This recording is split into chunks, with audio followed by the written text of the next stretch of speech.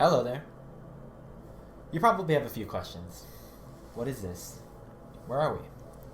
Did you finally finish part 2 of the carried value series you started 6 months ago? Well, not exactly. If you're new here, this is a show where I talk about things in the Proving Ground circuit that I think are interesting. We're going to take a look at some numbers, maybe make some graphs.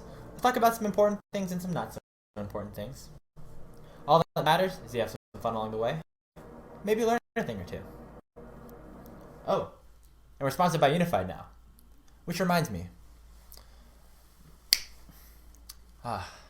Much better. Welcome back to Fruit for Thought.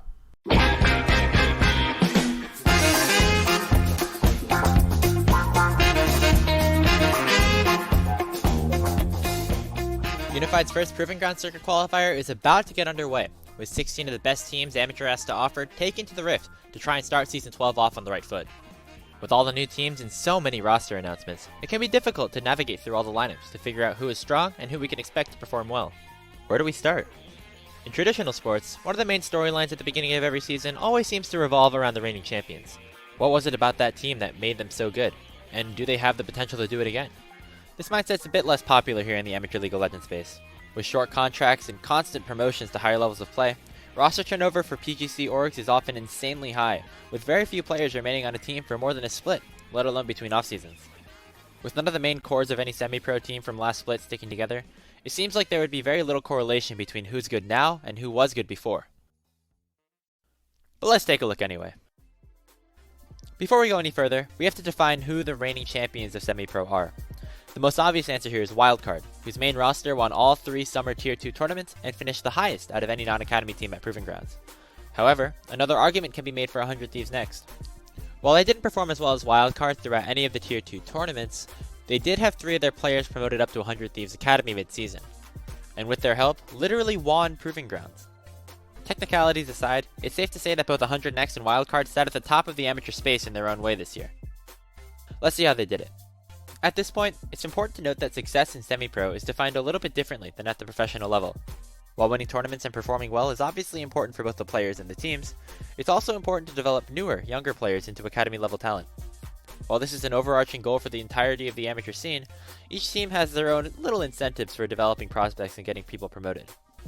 For LCS organizations like 100 Thieves and Evil Geniuses, developing young talent on your amateur team gets you early access to players who have the potential to transform into the region's next resident superstar.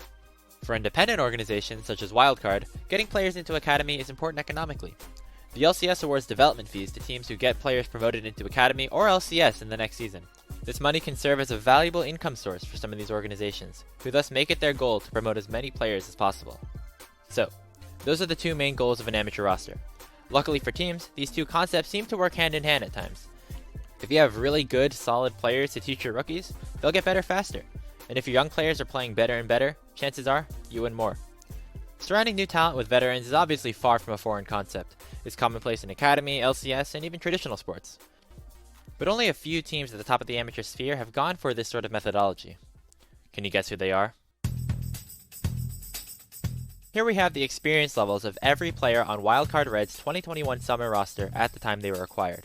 Recorded games played at the professional level are in blue, Academy or Challenger Series games are in red, and amateur and collegiate matches are in yellow. Right away, we see a pretty obvious split between young development pieces and proven experienced veterans. Bradley, Daption, and Winston to an extent were brought in as super high skill ceiling players without that much experience. In contrast, you have Brandini, Dokla, and literal LCS MVP turned player coach Arrow. While they might be more well-known quantities, these players played exceptionally well throughout the season, as well as using their experience to help some of the younger players hone their craft. 100 Thieves next is a really interesting case to look at.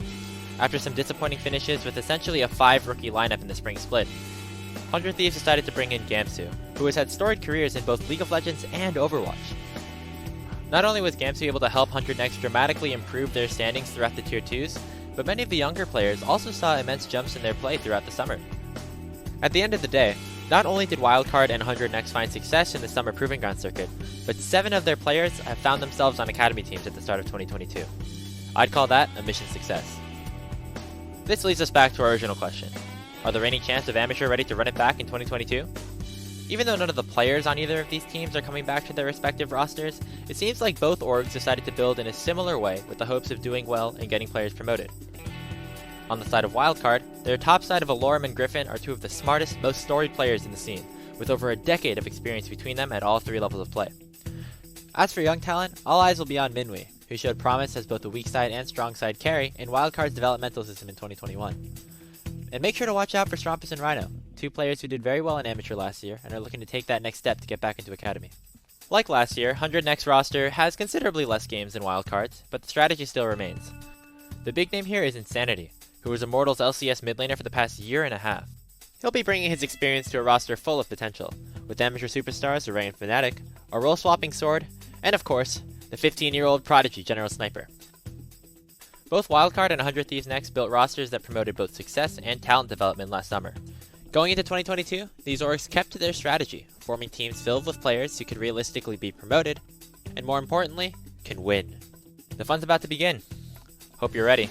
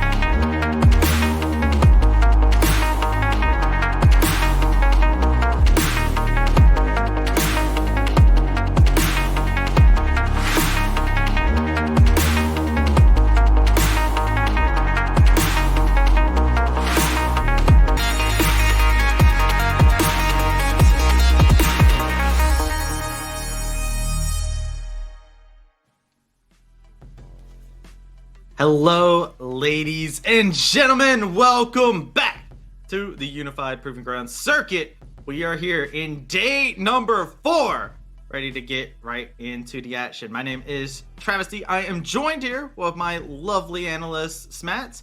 And also joining us here today is our special guest coming straight from the bot lane. It's Everil. Hey, how are you doing today? I'm doing great. I'm very nervous.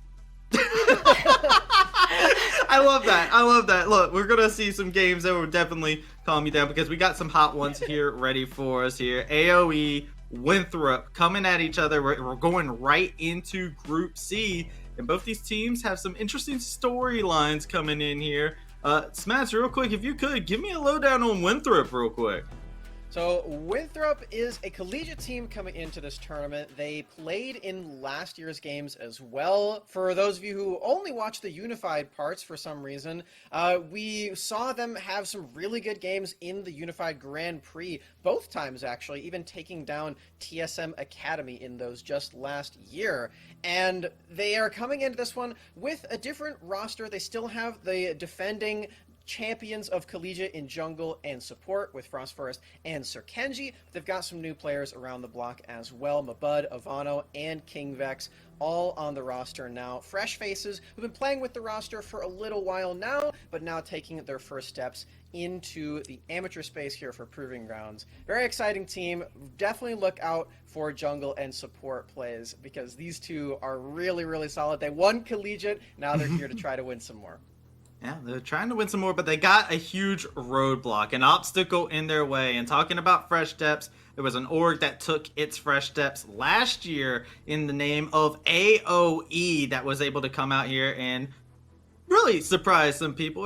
If you could, go ahead and tell me a little bit more about AOE. All right, so this roster that AOE has had is I think the first official roster they've officially teamed up with an LCS organization. AOE has at least, and this is a really cool thing actually. This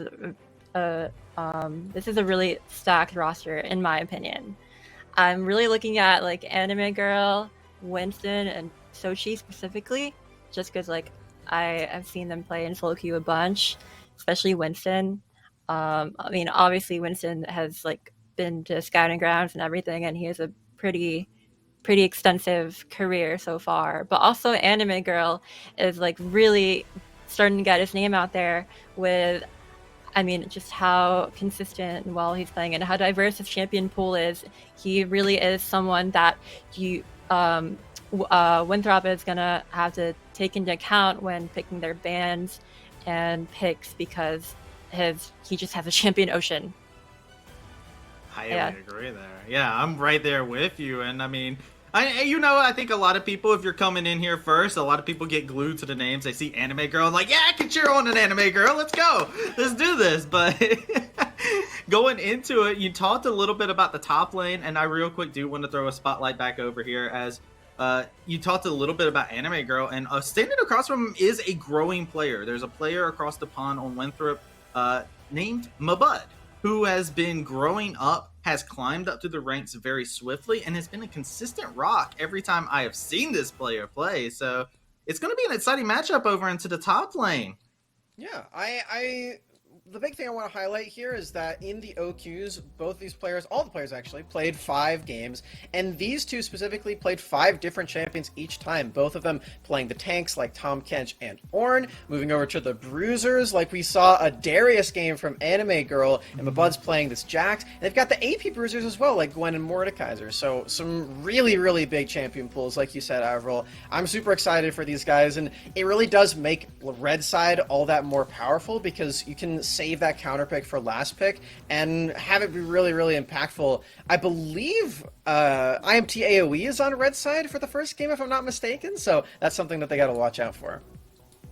We saw how valuable red side was in general yesterday. Looking at the games yesterday, we had some chaos over here on the Academy stream. Just to go for a quick review of that, I feel like that's an Apple name to do it. You can see the results here, as over here on the Academy stream, we went to 6 whole games, had 2 best of 3s that went the distance, while over in Group B, some big dubs there for UCI to pick up the 1 victory against GGS, Cinnamon Bread, the kryptonite of Golden Guardians Academy. And Wildcard even had a hard-fought game number 2 against Bay State. So the action was so close, and a lot of the teams, they turned around and said, they've got to keep an eye on these teams, because they will catch up to them if they blink, if they do not prep correctly.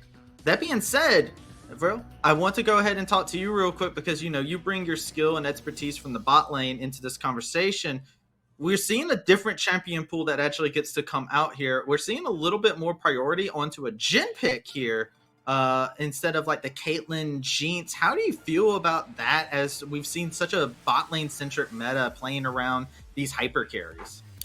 I am not the biggest fan of that from Winthrop, just because first of all, Caitlyn and Jinx are obviously very good right now. They're pick or ban, but also it's specifically Jhin. I would be okay with like maybe a Varus, Prio, or even like Ziggs or anything like that. But like, I really don't like Jhin, just because he is more of a like utility AD carry in a meta right now where finally like ADCs are strong, and ADCs like are for one yeah where ADCs are like what you play around and what you strong side. So it's like really just like honestly a handicap for Winthrop in my opinion. And I can see that coming to fruition. Jhin, sometimes he gives some players some goosebumps when they start to hear some of the voice lines come up. I'm part of that crowd as well. Look, man, I hear him say 4, and that I'm cool. I'm cool. Everything is great in the world.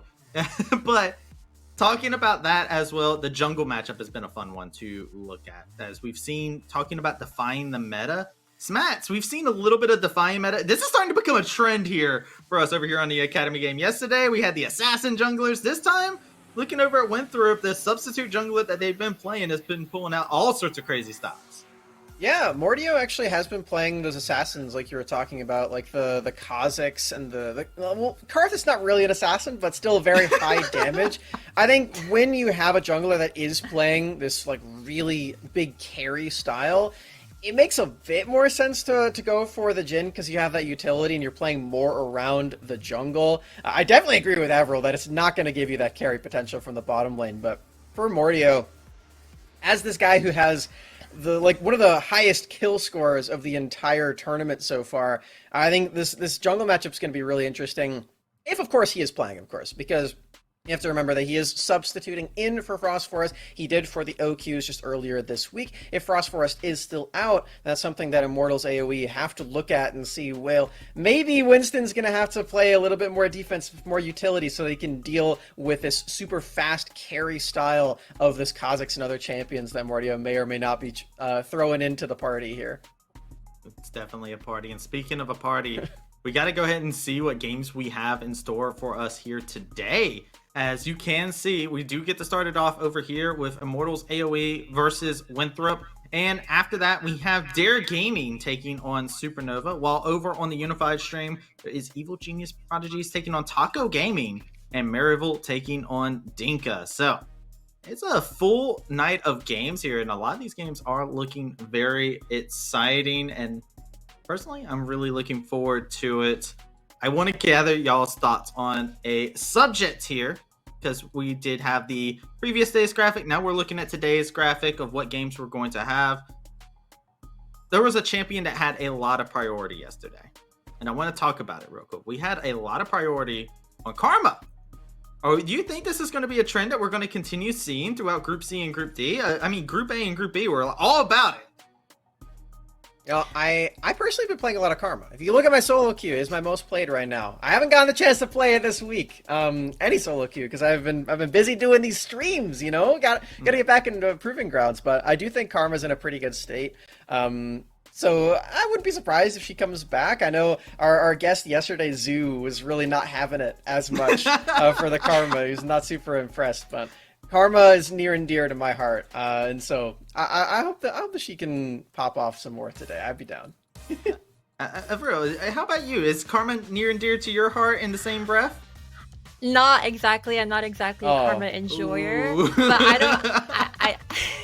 I don't hate her. I actually really like how she's getting picked, especially with like Caitlyn and like Jinx.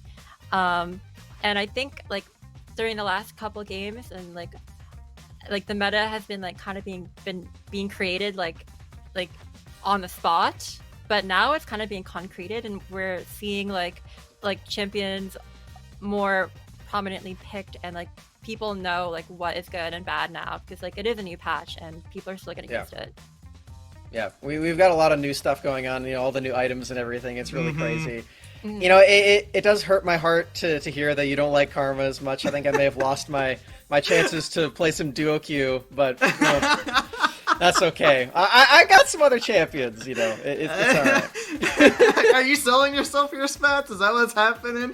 Yeah, You're like, you know, I got the Lulu, you know, if you like I Lulu do. a little bit more. Like... I've got some other enchanters, you know. I'm getting up there. Like I said, I haven't gotten a chance to play yet today, so I'm only in Platinum 1, but I'm gonna rank up as soon as we're done today. I'll go rank up. No, I won't play Karma, so I can practice other stuff. Literally same. The first thing I'm gonna do after this broadcast is probably play solo queue. Very nice. Hey, there you go. There you go. Hey, look, the grind never stops, and it never stops for these teams here either. That's absolutely fantastic to see. And also, we got our matchups for today that are going to be just so incredible to be able to see everything. As you can see, we do have the stream links here for you as well, so that way you'll be able to know exactly where to go. I mentioned earlier the Unified. It is Unified Live if you want to watch the EG Prodigies versus Taco Gaming. But if you're here for the AOE Winthrop party, you're here at the right place. Wait, Travesty. Well, I just noticed something. If you're a fan of Winthrop and you see this team and you're like, wait, where did Doxa go? He's on Taco Gaming. You can go check him out over there. He's playing mid lane on the other stream right now. That's pretty fun. What a correlation there. Didn't even put those two together, but hey, look, this is why I got you here for, Spats. But yeah, I'm excited to see exactly what they have in store for us here. And I do want to go ahead and talking about things that are in store. I want to go ahead and show off the predictions here, because this is the fun part. This is where we get to possibly flame some people. And we got a couple differences here. How are y'all feeling? Everybody agrees for the first thing. Yeah, everybody agrees on the first thing, but then it changes really quickly, okay? Yeah, this is pretty interesting. So I gave my predictions. I was aligned with Kenobi yesterday, who's the fourth guy from the left. I think I'm going to be aligned with him again. Aligned with a lot of people as well. Both of our casters, RMC and Orbital, are with me too. I think they've got the right ideas here. I think EG, Dare, Maryville, Immortals. Those are my picks. Okay. So, Avril, if you had to send in a pigeon right now, do you have some picks of yours that you're kind of favoring looking at this? Honestly, I really think I'm looking at the EG Prodigies versus Taco Gaming matchup, and I do agree that EG does seem pretty favored to EG, but I really want to stress the fact that Taco Gaming should not be underrated because I really do believe in this roster. I believe in this team, and I think they have a chance to maybe win it. There you go. Hey, look, we got the testimony out here. Taco Gaming got some expectations to live up to, and you know what? I'm just excited to see exactly what the games are going to appear like, because as you guys were talking about earlier on, there's been a lot of discovering the meta. I'm gonna say improvising from a lot of these teams here. Hopefully not. That's what scrims are for. we have seen some very interesting moments that have happened here on stream, and I'm kind of curious. Is there any like dark horse pick that you guys are kind of keeping your eyes out for to show up here? Is there something that is sneaking by that you feel like hasn't been as contested as it should be? You know what? I'm going to give you the opposite, Travesty. I think that there's some champions that are picked way too much that shouldn't be picked at all. I like Yasuo and Yone are so bad right now. Stop picking these champions, guys. They nerfed Lethal Tempo on melee champions. They nerfed Shield Bow, Wits End, everything about these guys. Stop picking this. Every team is doing it. Just wait one patch, guys. It's not that. Yeah. one patch. The patch notes are already out. They read them. Come on, they have to be out if you read them. But how about you, bro? Like, is there anything that stuck out to you that you've kind of been like, all right, people ain't really picking this up in the bot lane? Are you also like, yo, Yone, Yasuo, please stay away from these champions? What you got for me? Yeah, that I do agree with that. But also, I'm like very ADC centric, just because obviously I have more experience in that role. I really think Lux as a flex pick with ADC and support is very underrated. Like ADC Lux is like, and just having a flex pick in like competitive is like so strong, and Lux is actually really good.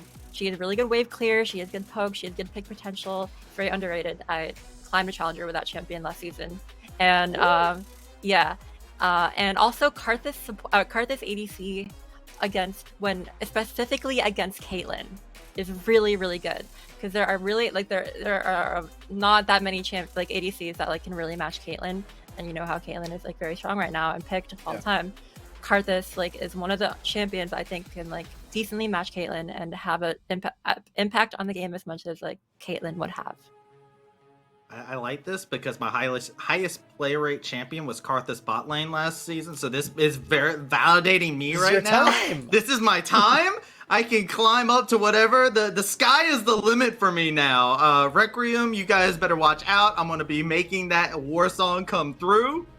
Pentakill Karthus tours yet again. Well, that being said, I want to see also... We've talked about so many different things. We've talked about the different matchups that could possibly go on here. We've talked about the fact that you should not pick Yone, but you should not pick Yasuo. And I feel like talking about these pocket picks, these OP picks, and probably you should not ever be picking these picks. I want to go into the mid lane real quick. Is there anything you guys are kind of looking at to expect? Because we have had a little bit of a wild mid lane in terms of like we've seen a lot of Yasuo Yone over here on the Academy stream, and there's a lot of powerful champions over in the mid lane. Yeah, the Tryndamere yesterday was pretty good for Crimson as well. I don't know if everyone's going to have Tryndamere experience, but that one looked pretty good. I really enjoyed the control mage play that we've seen, like the Victor, the Vex sometimes as well. Less control with the ult, but still pretty similar. And the Corki as well. These team fights have been really solid all across the board from these champions. I think if you do have the style from your mid lane that you can use to break apart those champions and sort of abuse that play style where you can get in early and maybe start to kill these guys early on, I'm looking at you, Winthrop, with your really aggressive jungler. That could be something that you can do and win with in these games. We saw that Team Ambition actually won with a pretty similar strategy just yesterday. So, like some of these assassins, the Zed, the LeBlanc, the new Debonair skins as well. You got to get those in there. I think killing these mid laners that are just scaling and doing it for free is a really valuable way to play. I'm all for it. I'm also all for seeing the Debonair skins. They are fly as can be. Yeah, the best one is the corn on the cob looking Zed skin. Oh, You know what I okay. mean? Okay. I don't think you see, do, but yeah, no, I'm actually all for the Malzahar one. I'm like, yo, they made Malzahar into a hot boy. All right, like I was just like, all right, okay, I get it. The Yi one, don't understand. I look at Yi and I'm like, yo, hold on, I don't know this is Yi at all. Looking at the splash, but it definitely gets to that point. I gotta ask you. You play bot lane. What's your worst nightmare in the mid lane? If you're going into this matchup here, you're looking to play a nice, healthy game of something meta like a Jinx or Caitlyn, and you look at the mid lane, you're looking at what could possibly send shivers down your spine. first thing that comes to my mind, Victor. Victor is such a nightmare to deal with, even if you're Kaylin, even if you outrange him. Like it's so easy for him to just like you being 9-1 and then like him just completely one-shotting you. Even if like he's like 1-5. It's just that champion is like so broken against AD carries. It's gross. It's absolutely disgusting, and I think everybody can say the same with Victor. They either love to see him right now after Arcane, or they see him in the game and they're just like, wait a second, no, sorry, Victor, go back to the Netflix show. But yeah, it does become a very interesting thing. And that being said, we do have ourselves ready to get into the game here. We're ready with our casters on standby. They actually have a technical difficulty, actually. I just heard it. So we are going to take it over to a short break. So once we come back, we will be going into the casters as Orbital and RMC get us ready for game number 1.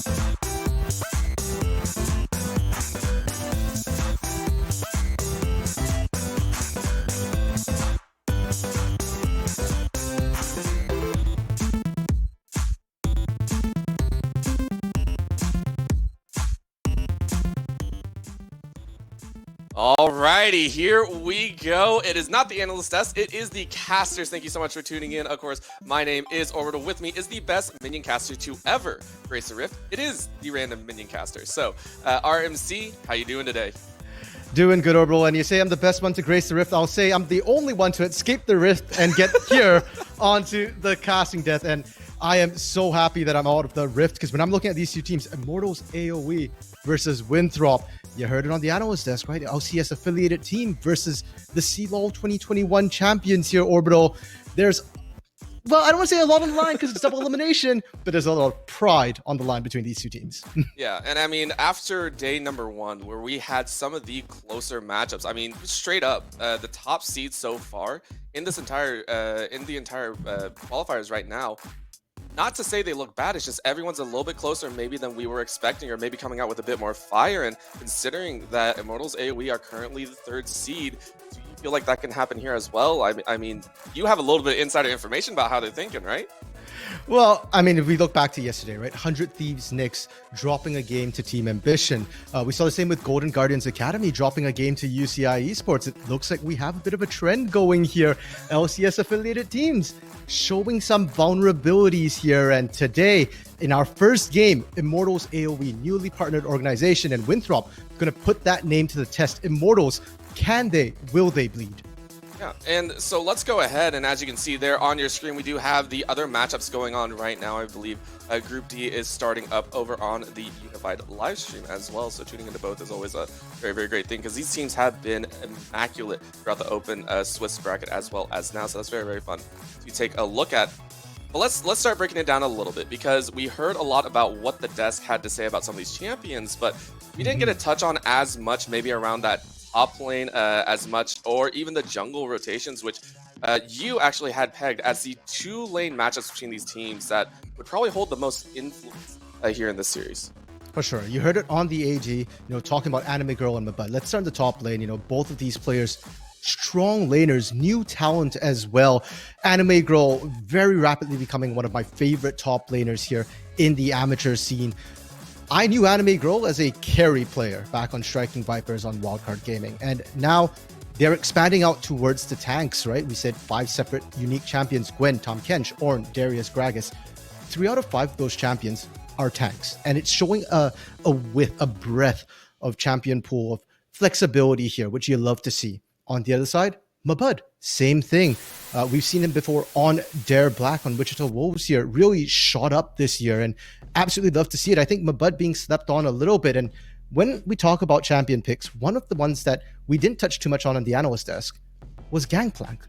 Incredibly strong in the meta right now, where top lane has really become quite a bit of an island, great in lane, able to affect other lanes. And in fact, teams have been banning it against Mabud here. I'm very curious to see if Immortals AOE decide to leave that open, thinking that they can handle it, or hey, their blue side, right? Potentially they might be able to pick it up too. I don't know if Anime Girl plays it, but Anime Girl pretty much plays everything anyways. Yeah, and I mean, there's so many things to think about, especially with the first pick, and I think that has to be said, because on the desk, again, we're kind of going over it again, but it holds so much significance here, because for blue side, you have to think, right? Yes, top lane has a GP, bot lane has, the Jinx, the Caitlyn's, and everything of the sort, and talking about how that matchup would end up. There's another lane that I also want to talk about and touch on a little bit, is that mid lane, right?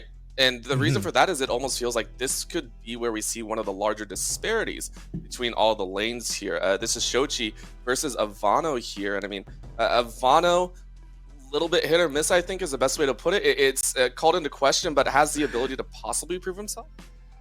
I feel bad for Ivano, because when we look at Ivano's stats here, they haven't looked good in the OQs. 4th highest deaths of all mids, tied actually with their previous mid laner Doxa over on Taco. 4th lowest kill participation of all mids, unfortunately, as well. So the stats look bad. But when you watch how Winthrop has been playing, Ivano's kind of been bait in the mid lane a little bit. Oftentimes, Ivano, pushes out, and then as soon as the gank starts going down, you see Mordio roaming in from the jungle. You see Sir Kenji on day 2 coming up from the bot lane, and then they get the kills, and that kind of feeds into why Mordio has, the 5th highest kills of all junglers in the open qualifier. So that's 5 out of 32 junglers there, because they're kind of dangling Ivano as bait. And the question to me then becomes, is Ivano's sacrifice worth it? Can Mordio get enough gold to be able to impact and carry the rest of the team? Yeah, and that's always rough to talk about. Talking about bait when we just heard that the bot lane for Winthrop, if you're playing that Jhin, if you're playing kind of that utility in an 80-centric meta right now where you want to be the carry, that combination feels a little bit flip-floppy, right? It doesn't feel like it should mesh at all really for Winthrop. And coming in here, that I feel like that issue might be expanded on. That's something that Immortals AOE could kind of pick on and deal with in the draft. Yeah, and I want to praise Vex for the Jhin play. I know Avril wasn't a fan of the Jhin pickup, but kind of like what Smack says, there's a reason why they do it, right? It's the utility pick to allow them to play to other lanes, and it kind of depends on what Sir Kenji picks as well. Sir Kenji, the Lux game with the Jhin, absolutely beautiful, great. Kill lane in the bot lane, that works out. But Sir Kenji likes to roam a lot and enable other lanes, and when that happens, Vex has to be able to hold his own in that lane. Has the 4th lowest CS of all AD carries, but the highest assists. So Vex is still participating in a lot of this action. But as you pointed out, Orbital, against Meech and Trevor, I don't know if that's going to work. Trevor, so far 5 games in the OQs, no Enchanter support here. Thresh, Leona, Rakan. Those are the 3 picks they've gone for. One thing they all have in common, pick potential, kill potential in lane. If Sir Kenji leaves Vex alone here, they could just dive the 2 of them onto Vex under turret. They've done it in other games. They're likely to do it in this one as well. And that to me is terrifying. We've seen phenomenal tower dive teams so far break out. I mean, with the early game, with those teleport changes, and it's kind of notified the rest of the squads that if you do want to dive, there is a higher chance that you won't have to deal with that 4th person coming around. And it also gives the ability to push forward. I mean, with these 2 top laners, you were talking about kind of the different champion pools here. Do you think that's going to be accentuated even more so here, or do you still think that the dives are going to be kind of interesting? It might be a little bit shaky so far, and it's only going to be King Vex feeling the weight of the 4-man. Ooh, that's a rough one. I think it also depends on whether Mabud gets GP. If Mabud gets GP, I think Winthrop can start diving.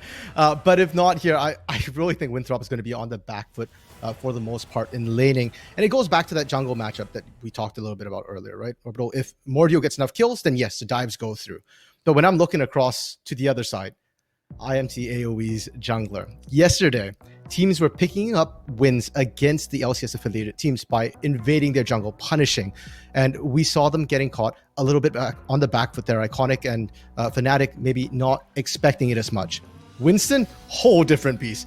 I've watched Winston through the OQs, and he had no chill whatsoever. This guy was invading constantly. If Mordio invades Winston, Winston's just gonna be like, okay, we'll swap jungles. I'll take your jungle, and then I'll come back and kill you as well.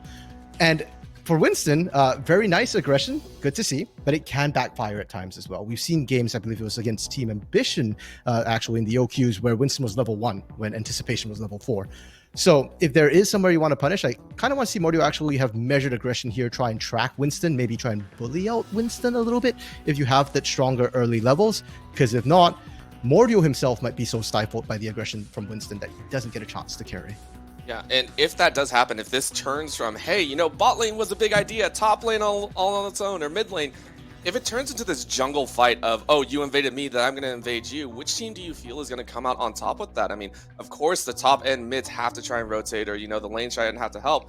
Come on, you got to give us some idea. What are we going to see in the jungle? What's the rumble going to be like? Is it going to be, a 3v3, 2v2, or is it just one person going, guys, I need help here?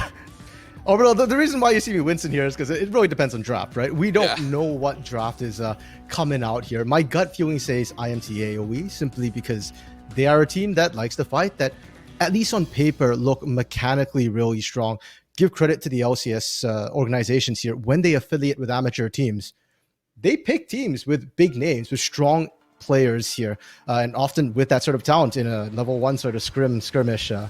You want to favor that, but I'm really, really praying and hoping that we don't see, too many level 1 fights break out. I'm just thinking back to Radiance and No Team last night. I mean, it was fun, but you know what? We ended that way last night. Maybe we begin that way today. Yeah.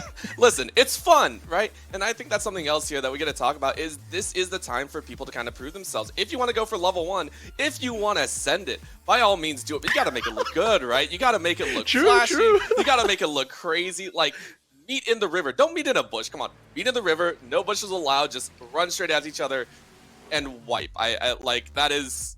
I don't actually take that advice. Hey, I'm just saying, right? Like, they're called Immortals.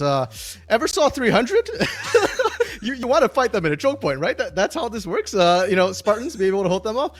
Unfortunately, Winthrop, their logo is an eagle, not Spartans. But hey, maybe they can pull something off. And I had the chance, speak to their managers a little bit, Orbital, and the direction these teams are coming from are vastly different, right? Immortals coming out of the OQs in a really, really strong position there. They're third seeds effectively coming out of OQs. So for them, they want a clean 2-0. They need to prove their supremacy and that they deserve this spot. And on the other hand, Winthrop, well, they had a bit of a rough time. It was mentioned a little bit, but they are running some substitutes here. Mordio was not their starting jungler, even though Mordio has done an amazing job through the OQs as well. Sir Kenji actually missed day 1, so didn't have quite as much practice time with the team as you'd have liked to see here. So Winthrop knows that they're on thin ice, but Winthrop has pulled off miracles before, and that's what they're looking to pull off again here. And it starts with that first win, right? When you get that first win, maybe the mental is enough to throw Immortals AOE off kilter. And even if you don't win, as long as you can make them bleed, those are lessons you can learn for the latter half of things. This is double elimination, so there's still chances even if you drop game the first match.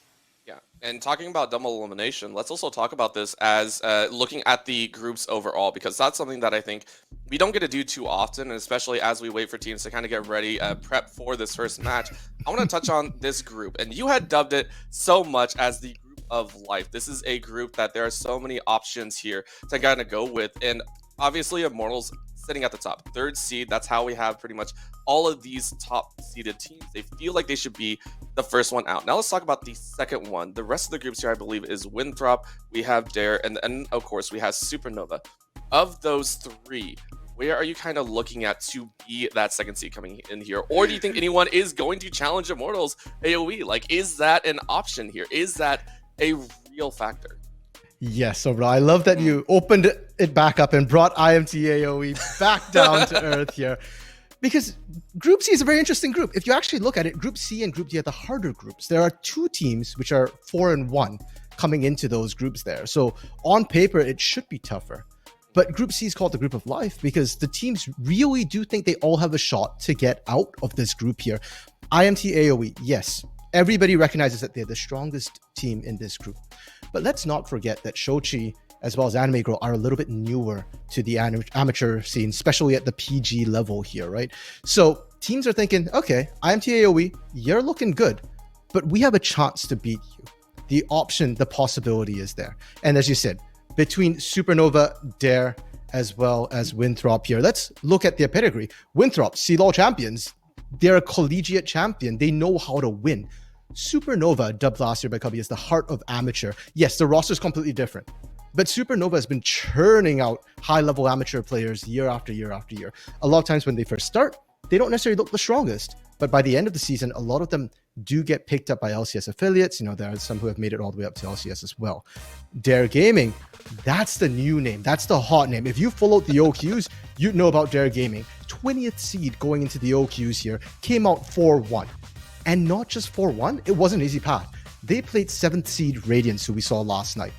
We saw they beat 3rd seed Wildcard Gaming as well to make it all the way here. So they're on a huge hot streak right now, which is why the predictions, a lot of us here have predicted Dare over Supernova. Yeah, well, you know what many people have also assumed is that Immortals is going to try and take that win over Winthrop, and hopefully in a commanding fashion. And of course, this first draft will give us all the information that hopefully we need, with Immortals AOE going to be sitting over on that blue side, and Winthrop University, of course, on the red. We are seeing the bans come out. Of course, first one is that Thresh. It has been a staple in that bot lane. Have to take it off if you don't want to grab it. And then the Diana, which is a little bit surprising with the buffs we've seen tried out here and there. On the flip, of course, Victor in the mid lane, and then Lulu in response to the Thresh ban. Yeah, the Thresh ban as well, particularly targeted at Sir Kenji. Great pickup, able to roam as well as back up Vex a lot here. The Diana ban catches me off guard because it's Immortals AOE here who've actually played Diana twice. Winston playing it. Mordio hasn't played it a single time here. If anything, they're more than happy to run an AD jungle AP mid combo here. And there we go. Avril, you get your wish partially, at least. Jhin taken off the board, and now Vex is going to have to pick something else for utility. I know that Avril mentioned ADC Lux. Yeah, and that's a You know, I'm a gold player at heart and silver and mechanically, so I tend to stray towards the Ashe and the Sivir. If you're looking at utility, there's always that option if you really have to dig deep. But hopefully we don't, right? The Caitlyn and Jinx are still very much open here, and it looks like Winthrop had decided, hey, we'll give you both. We'll have a little bit of fun. So we'll see if we can confirm if that is actually correct. Looking here, though, first pick, multiple options available. You can't Jinx. target that bot lane, and it is going to be the Jinx. Why not? Peach says, give it.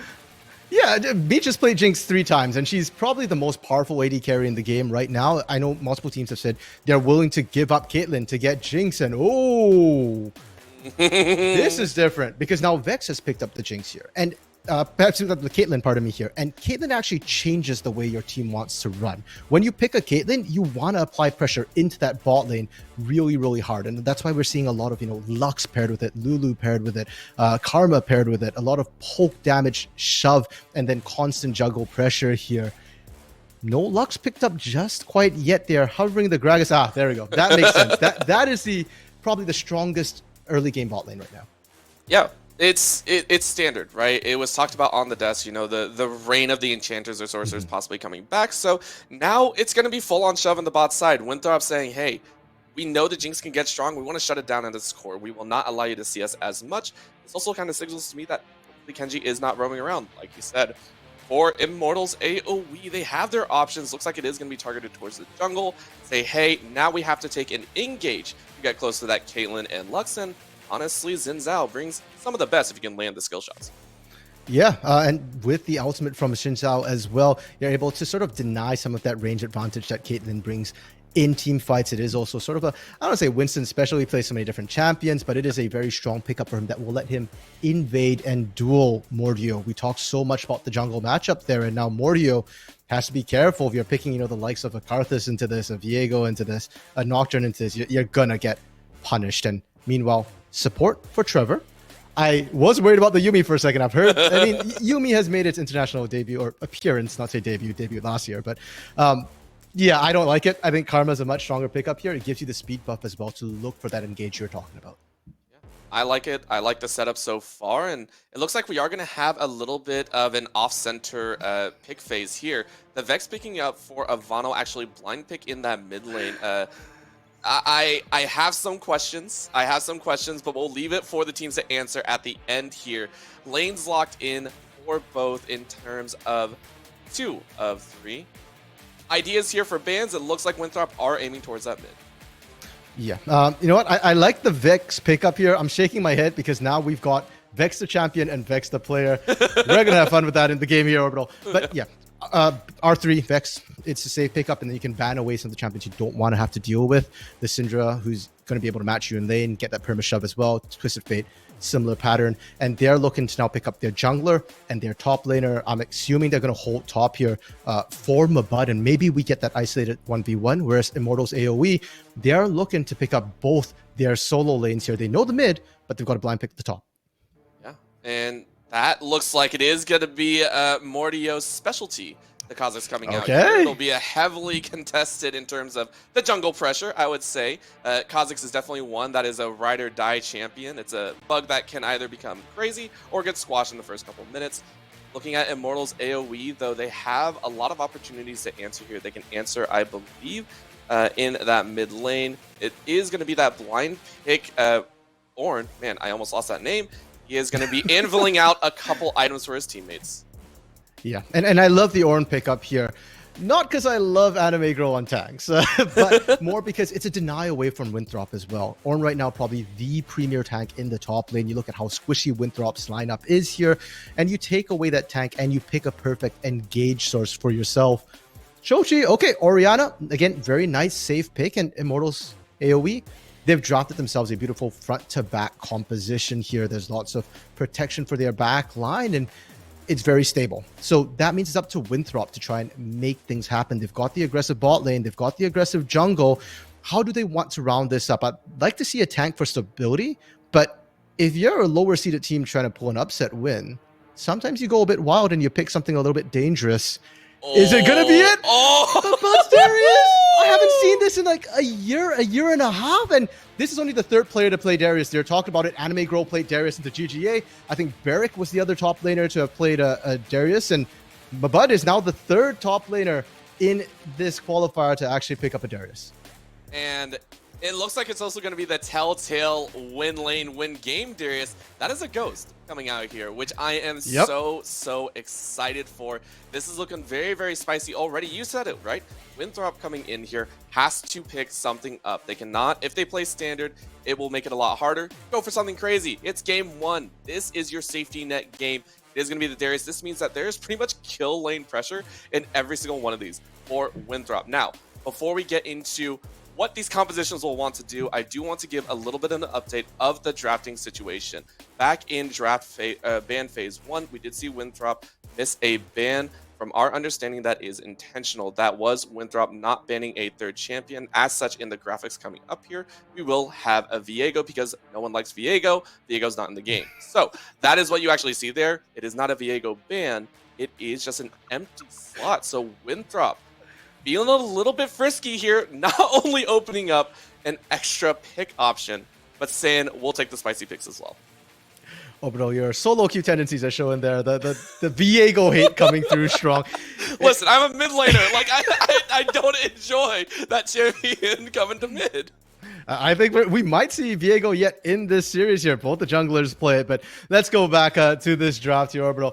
You said for Winthrop, right? Kill lanes, pressure in every single lane. Win lane, win game seems to be their strategy here. And honestly, in this particular meta, 12.1, it's viable. Top lane is an island. You can't, show up the bot lane from behind and try and gank that overextended hyper-pushing bot lane. And in the mid lane, the Vex pickup, like I said, it's a solid pickup. Orianna's not exactly a hard counter to it here. It will come down a lot to that 2v2 situation, Kha'Zix and Vex versus Shinzao and Orianna. And, well, if you ever catch the Orianna isolated, Winthrop can very quickly snowball this. So I appreciate it because they're trying to play a little bit out of the box here. My problem with their composition, if they don't win lane, they're going to fall apart. They don't have good engage here unless we see, Ivano just pop in and force any sort of fight. So they're on a timer. They need to make things happen. Whereas Immortal AOE, take your time, skill up, play safe. Yeah. So many things to kind of think about here. And of course, seeing the champions laid out here, it gives everyone that competitive edge, right? This is going to be a spicy game. And if you feel like you can produce this sort of spicy game, whether it's in League of Legends or picking up Agents in Valorant, the Unified group does have some upcoming tournaments that you can always enter into, namely the Unified Premier Leagues with over $27,000 in total prizing coming this spring. Applications are now open. This is both for the Unified League of Legends side and the Valorant multiple applications, and drop your team in, see how well you play out, and make sure you get it in before January 24th, before the cutoff date. You can go ahead and take a look at unified.gg/organization/application. Again, both for League of Legends and Valorant. Very, very fun to see that come out here, and hopefully you get to see some awesome returning faces of the casters as well, which will be an absolute blast.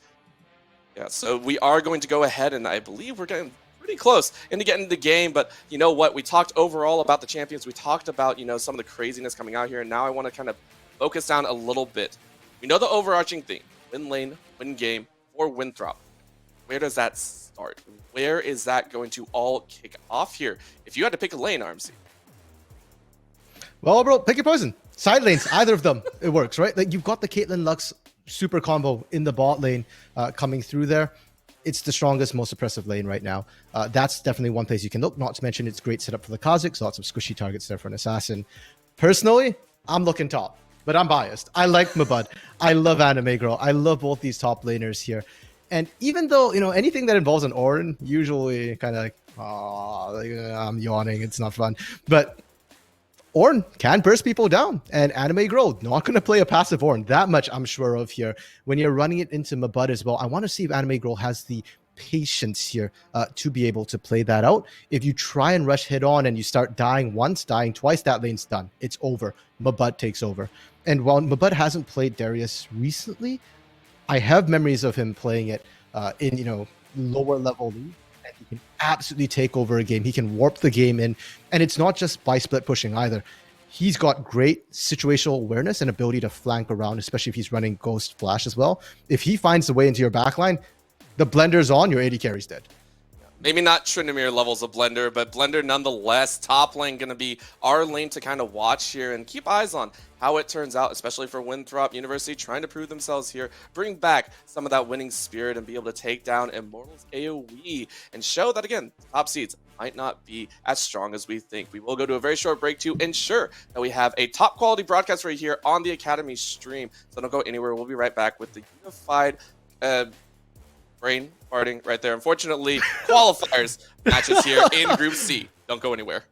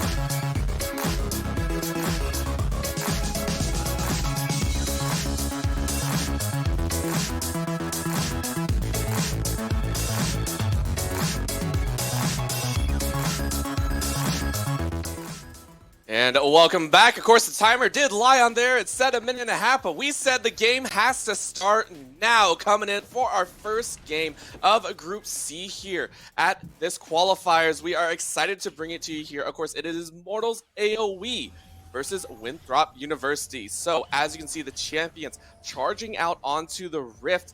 Going to be looking like it might be headed to a very standard 5-man setup. The defensive forms as you will. We'll go ahead and run through a few of the players that will be gracing the Rift for this series today. On the blue side, it will be Immortals AOE. In the top lane, it will be Anime Girl, as we talked about before. In the jungle, it is Winston. In the mid lane, it is Shochi. At the ADC, it is Meech. And at support, it is Trevor. And on the red side here, the defending CLOL champions, Winthrop University top lane. It's Mabud. In the jungle, it is Mordio. I know it showed Frost Forest for a second there in the draft, and unfortunately Frost Forest still not quite back yet.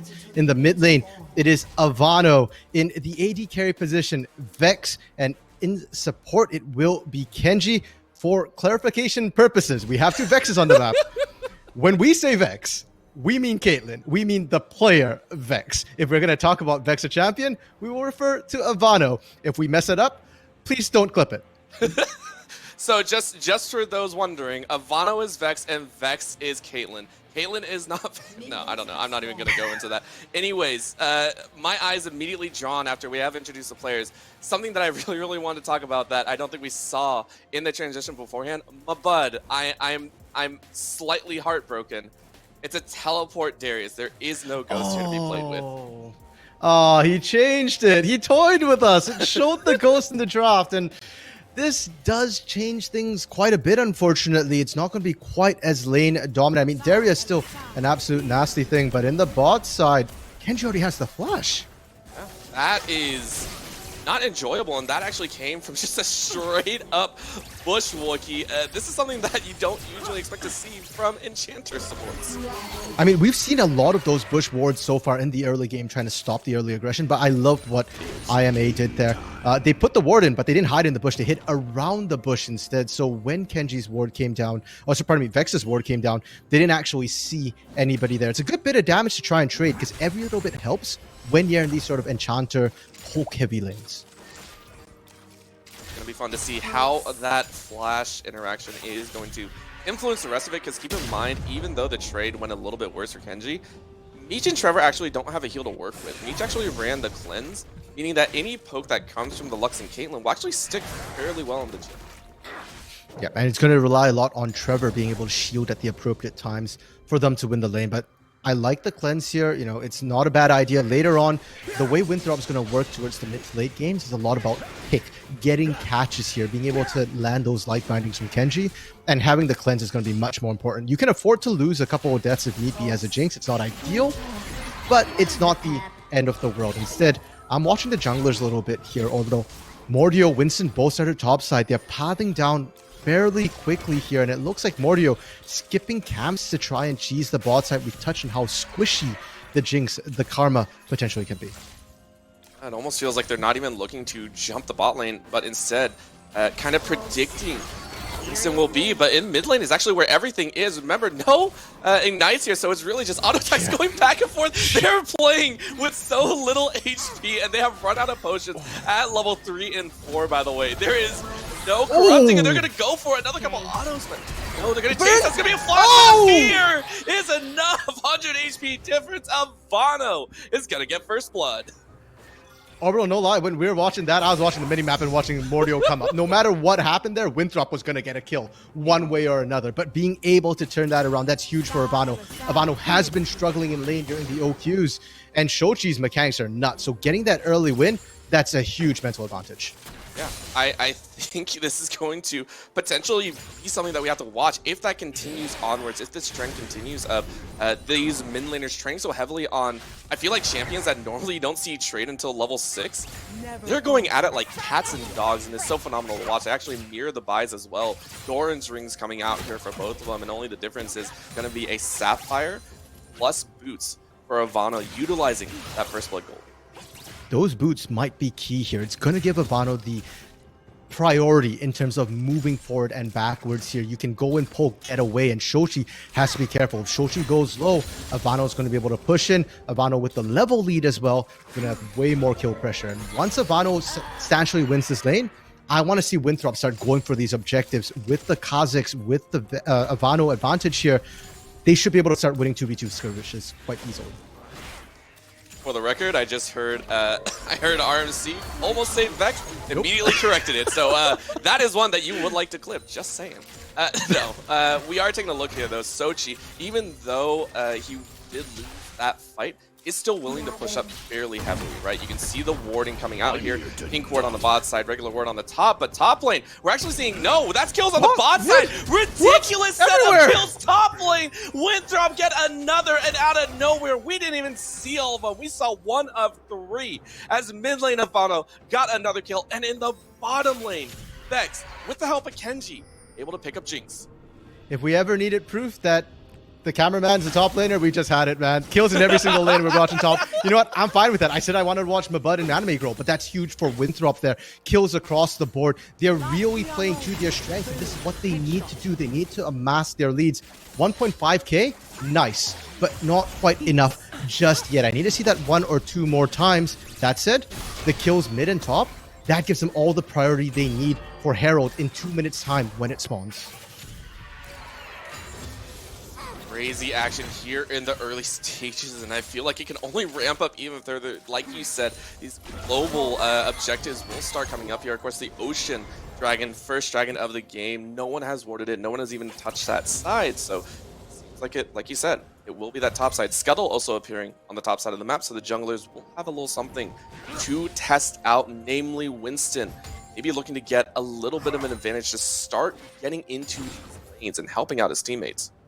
Yeah, and it's worth noting for Winston that though we haven't seen ganks come through, he's not just been quietly power farming. He actually tried to invade. When we saw Shochi pushing up in that mid lane, it was partially to give priority to Winston to let him go in. Unfortunately, Mordio had cleared majority of the camps in there, so Winston came out, couldn't quite find anything, and now, you know, a little bit on the back foot, a little bit slower in terms of tempo here, and it's going to be Mordio coming down with Mabud instead in a counter invade. And a phenomenal scryers, I should say. Mordio and Mabud gonna go ahead and start away the opponent jungle, and why not, right? Allowed to pull this off, but came in. Thankfully, the buff fell down so quickly. Winthrop is allowed to leave unscathed. Well, Winthrop was collapsing quicker as well there, unfortunately. Oh, we get a replay of what happened, bot. Excellent, because I have no clue what happened. All we saw was Meech getting a solo kill here. Yeah, and it was actually a cleanse coming out here, and I was wondering about that. That's a trade. Oh, the headshot. Doing so much work here. So it was actually a trade of kills between the ADC and support, and then a follow-through from Vex, almost getting Trevor. Vex here, putting lie to everything we said on the analyst desk. Utility, no, let me show you a carry. Great trap as well under Meech to secure that particular kill. That's why you see the flash still up from Meech. Meech never got the opportunity to use it. Just way too much CC down there. If it was 1-for-1, you know what? It's still kind of okay for Meech there. You're still hitting CS, and you got the kill there. So not the end of the world for Immortals AOE's bot lane. You're going to be okay, especially with Winston now paying special attention there. He's been bullied out of the top lane, which allowed him to kind of rotate into the enemy jungle. That he was looking to try and steal away a couple of the camps, but decided against it. Instead just showing on awards, so information given to Winthrop to allow them to continue to dominate this top lane. Very early Herald going to be taken. Yeah, and it's unfortunate because Mordio gets that Herald for free. Winston not able to answer any pressure, couldn't threaten the dragon, and now Shochi, they should know Herald just went down, and that's why we're seeing Shochi shade bot side here, but with the burst they have, it might not be enough. It might not. They're going to go ahead, go all the way in, flash in, and one more Q. Mordio makes it look easy. Orbital, it might be happening again. The LCS affiliate curse. You know, they lost one game every series. Winston? Oh, Winston, you chose a little bit of a rough area to go, but of course the Crescent Guard is up, blocks most of the remaining damage. I don't even want to go back to your comment, RMC. I don't want to have my predictions ruined. We'll see how it goes. For now, though, Dragon is up, and Shochi, had to go away. Winston taking some damage there, probably not going to come down, but because Vex and Kenji decide to go back here, they're not going to be able to pick up Dragon, and it's fine for Winthrop. Their comp is in a late game composition anyways, so if they don't really focus on the Dragons, that's okay. But they need to then try and take down turrets as quickly as you can. When you pick a Caitlyn lane, ideally, you want to take that turret pre-14 minutes and rotate that Caitlyn to start sieging up other lanes. So I want to see that Herald go down there, find a kill, find maybe 2, and instantly clear that turret. So far, it might happen, but that might be later on here in the next couple of minutes. As Mordio says, it's time to start clearing the Dragon Might as well with the isolation. Start stacking up with the advantage that they've given themselves. 2.2k at 10 minutes is a fairly significant. Yep, exactly what they want to see there. Now they've picked up that Dragon as well. Hextech being the next one here for them. I'm actually really curious what the soul is, because I feel like if it's Infernal or Chemtech, Winthrop can really run away with this particular game, and then they want to really stack Dragons. But For now, you know, they go back to their laning. They're fine with that. Flash away from Ivano to try and survive the gank. I think that was rightly so. You did see Trevor kind of stepping up there to show a little bit of love towards the mid lane. But now it's a 3-man gank squad. You can see a majority share of Immortals AOE actually dancing in that bot side of the river. Mordio up on the top side, so there's nothing else to gain. Winthrop are like, well, okay, you know, you can get the wards down, but not going to get much more than that.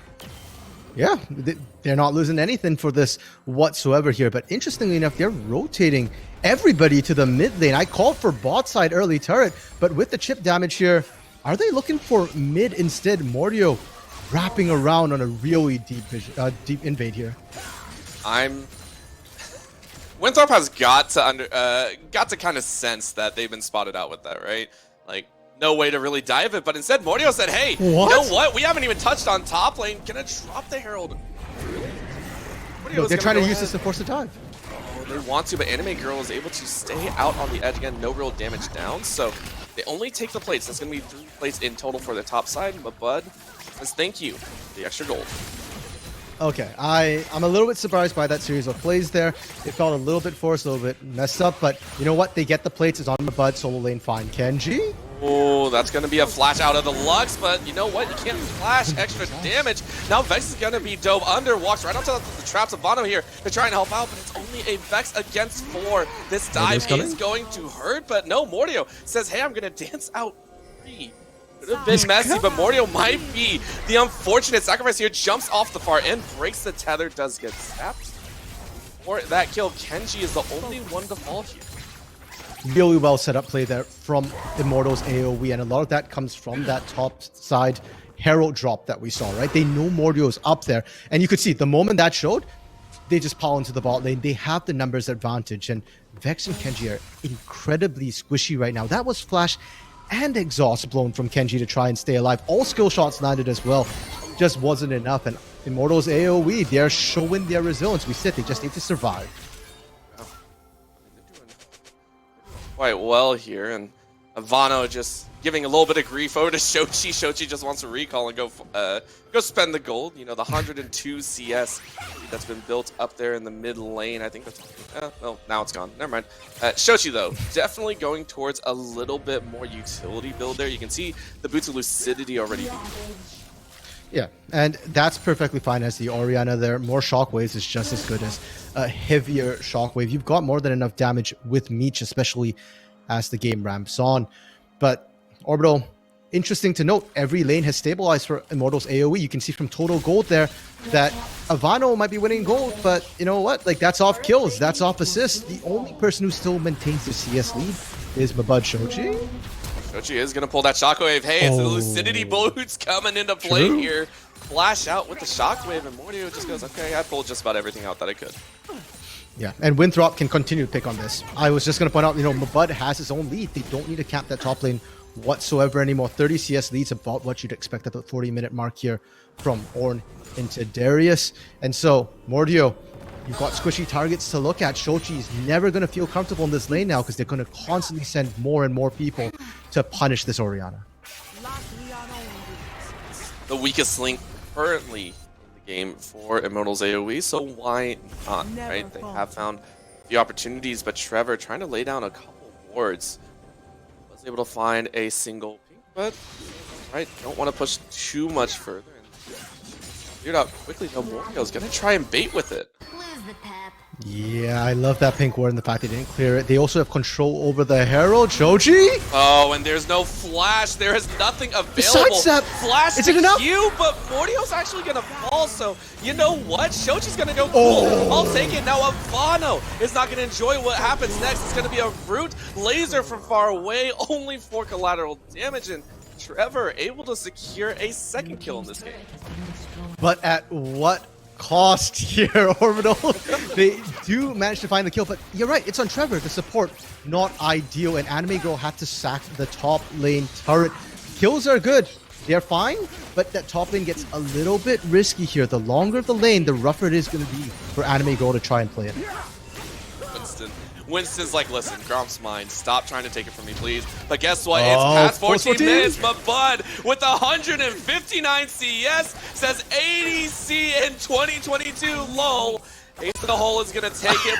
Bleed is gonna finish it off, and Mabud says welcome to the rest of the Rift. You've heard of Dragoons, Darius. Now you gotta pay attention to Mabud, Darius here. It's not betraying the OPGG, but he does play it well and he's showing it right now. Don't even need the Ghost with the teleport. And because of the pressure they put in, they're going to be able to get Dragon. They're going to be able to get the bot lane turret as well here. And for Immortals AOE, they need to start grouping up in order to have a chance. But they're not ready yet. Shoshi still doesn't have his first mythic. And for Meech, Kraken Slayer is nice, but ideally you're waiting for that 2-item power spike here, especially when you're playing from behind. The worst part, you're not just playing behind as a team in this game. You're playing from behind against the likes of a Kha'Zix that's 2-1-1, a Darius that is 2-0-0, a Vex for Ivano at 2-1-1. These are all three champions that, if allowed, at any stance to get close to you, will rip you apart. Grouping up almost feels like a lesser of two evils, right? Potentially here, but I think you hit on a key point, and that is if they can reach you, Orbital. If they can't reach you, it doesn't matter. Case in point, Herald. Winthrop could have taken it if they were there, but they didn't reach the Herald in time. Because of that bot side fight, they reset a little bit slow, and they give up a free Herald to Immortals AOE. Let's not forget, since preseason, objective bounties are a thing, so securing that second Herald is actually pretty important for teams in the lead to maintain that lead. This is going to be tricky, like you said, as we are caressing into a little bit of a sway of the mid game here, 17 minutes in. Kind of taking stock of what's open. It is 2 dragons over to Winthrop University so far, with a Mountain Soul to play for, which will be, I want to say, integral to either team that is able to pick it up. A sheer amount of about 3.3k. It has allowed for a couple more items to be built on Winthrop's side. Anime Girl and Mabud, though, that's where we see the largest disparity, right? A 30 CS difference with 2 kills over in a tower. We're probably going to see this Darius kind of ramp out of control on the side, though. Yeah, and I'm just watching this mid lane siege happen right now. You can see Immortal Academy. They're struggling a little bit here, especially when Mabud is keeping the engage away from the rest of the team. If Anime Girl is there, that siege is not so safe. They are very, very squishy. You talk about Mountain Soul, honestly, not super great for Winthrop except for Mabud, which, hey, it's a key thing right now. But everybody else is percentage-based. It's not ideal for them. And if they can find the engage, they can still bounce back. Oh, of a jump in that mid lane. You were talking about Mountain Soul. Would have helped there, you know. True. Trevor would not have lost about 50% HP. And rest of the squad would have been able to tank up that laser. But you know what? That's a very, very small thing. Of course, Soul is quite a ways off here. And Winthrop is now kind of sending out the feelers, right? Just kind of throwing Hail Marys and saying, listen, we got time to spare with them.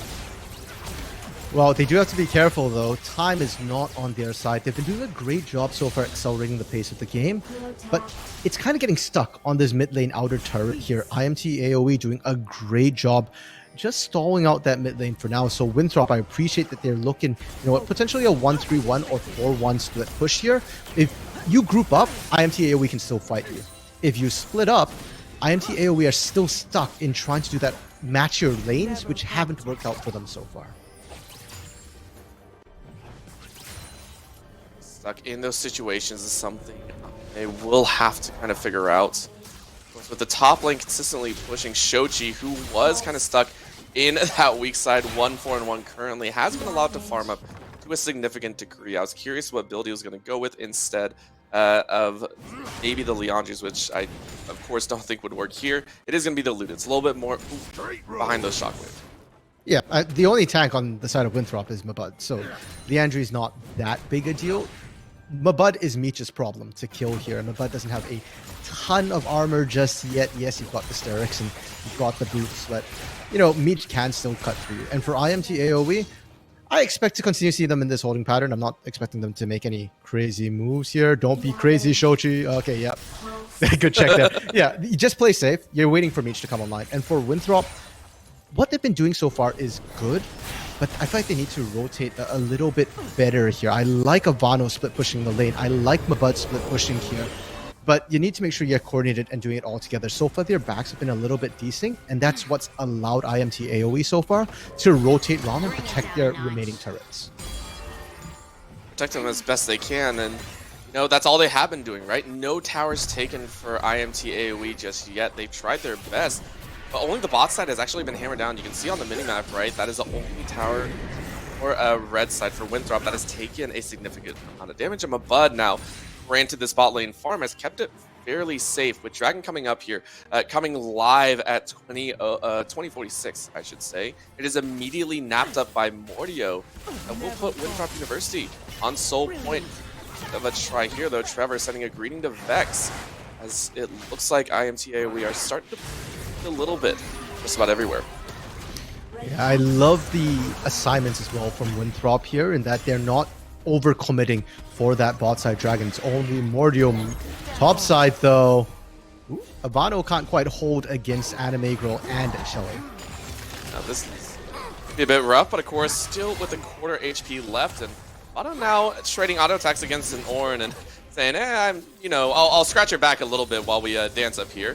Mid lane is going to be pressured. Winston taking a bit of a tricky route, but joined by Trevor should be okay. And Vex and Kenji now going to back up with the rest of the team. A teleport actually coming in here as well from Anime Girl. Okay, yeah, I mean, they've committed this, so they need to look for something, but there's no minions here, Orbital, to back them up. They do have the inside track, but Ivano has CP as well. Mordio getting chunked might be what they need to set up the siege. This is going to be, I feel like a stat check that could happen. Ivano, remember, here comes the ultimate. They found Meech. Meech is able to be caught, flashed into the laser, but isn't dead. That is going to be the saving grace. They didn't get the kill, so they can't follow through. Shockwave does go a little bit wide, and now the Ornn is called. No one is falling just yet. Ivano is going to survive, and the stat check is real, as everyone says, all right, this is a damage that can be output. Let's not do that again. Okay, Winthrop won this. But IMT AOE, they're fine with this. They should not be allowed to survive that particular engage there. Yes, it burnt Flash and Cleanse from Meech, but the fact that Meech didn't die there means they only lose that outer turret. It's rough to say from Immortals AOE, this is not what you want to see if you're a fan of them falling behind, but you still got to be happy that they didn't go down. And for Winthrop, those sort of plays, they can make them all day long. They don't need to teleport Ivano in next time, because Ivano can just look for the flank. More and more of the map right now is opening up. See it more and more. 3-0 still. Bounties now active with that mid tower falling. It's going to give a significant chunk back. Baron is also in play, depending on how long it is to the next team fight. I think that was 10 minutes, and I don't even know if we want to call that last fight a team fight. So we got a ways. We got a ways. Questions, of course, where they want to go from here. As you said, the timer is ticking down, and you mentioned something. Winthrop letting people live should not occur. Will this be a more difficult question later on if Winthrop continues to only get people low and not be able to finish people off? Definitely, it will become a bigger issue as it goes on. And Meech right now has hit that power spike on the Jinx. Runan's Hurricane picked up 2 items here. IMT AOE finally can look to fight, and the win con for IMT AOE right now is keep Meech alive. If Meech is alive, they can win fights. But you're seeing Winthrop here, they're still strong. They're still looking for this. And if IMT AOE don't ward their flanks, Mordio can absolutely pop Meech right now, pop Shochi right now, pop Trevor as well while you're at it. Fun fact of this is, again, Winthrop are sitting on that soul point. They do have the power to kind of force IMT AOE into that Dragon Pit, if you will. That is something that I don't think IMT AOE can give up. I am really curious if they are going to challenge her, if they're going to stick with the farm, because so far that is all that they have done. Shochi now completing a little bit of an alternator, hoping to pump out a bit more. I believe that's a Shadow Flame being completed for Ivano as well, who, by the way, engages looking fairly solid so far. Yeah, we said in draft that engage might be a bit of an issue for Winthrop. It has to be Ivano pretty much hopping into the back line, but Ivano's done that beautifully so far, always causing issues. And with the Mordio hop in as well, that was why I was surprised Meech survived the last engage from Ivano here. And Ivano is only going to get scarier. Vex scales amazingly well. Trevor? That should be it. Kenji actually being allowed to pick that one up. First kill for Kenji. 1-2-1 right now. So Mordio's just like, listen, we want that Lux to be a little bit more powerful for the upcoming fights. Yeah. The Lux does a lot of damage. It's why she's so highly prioritized among supports right now. And the Ornhorn, they're looking here, and really this is just a disengaging Ornhorn. They're not actually looking to full-on fight here. Winston was not in position. They just make sure that their turret is safe and alive.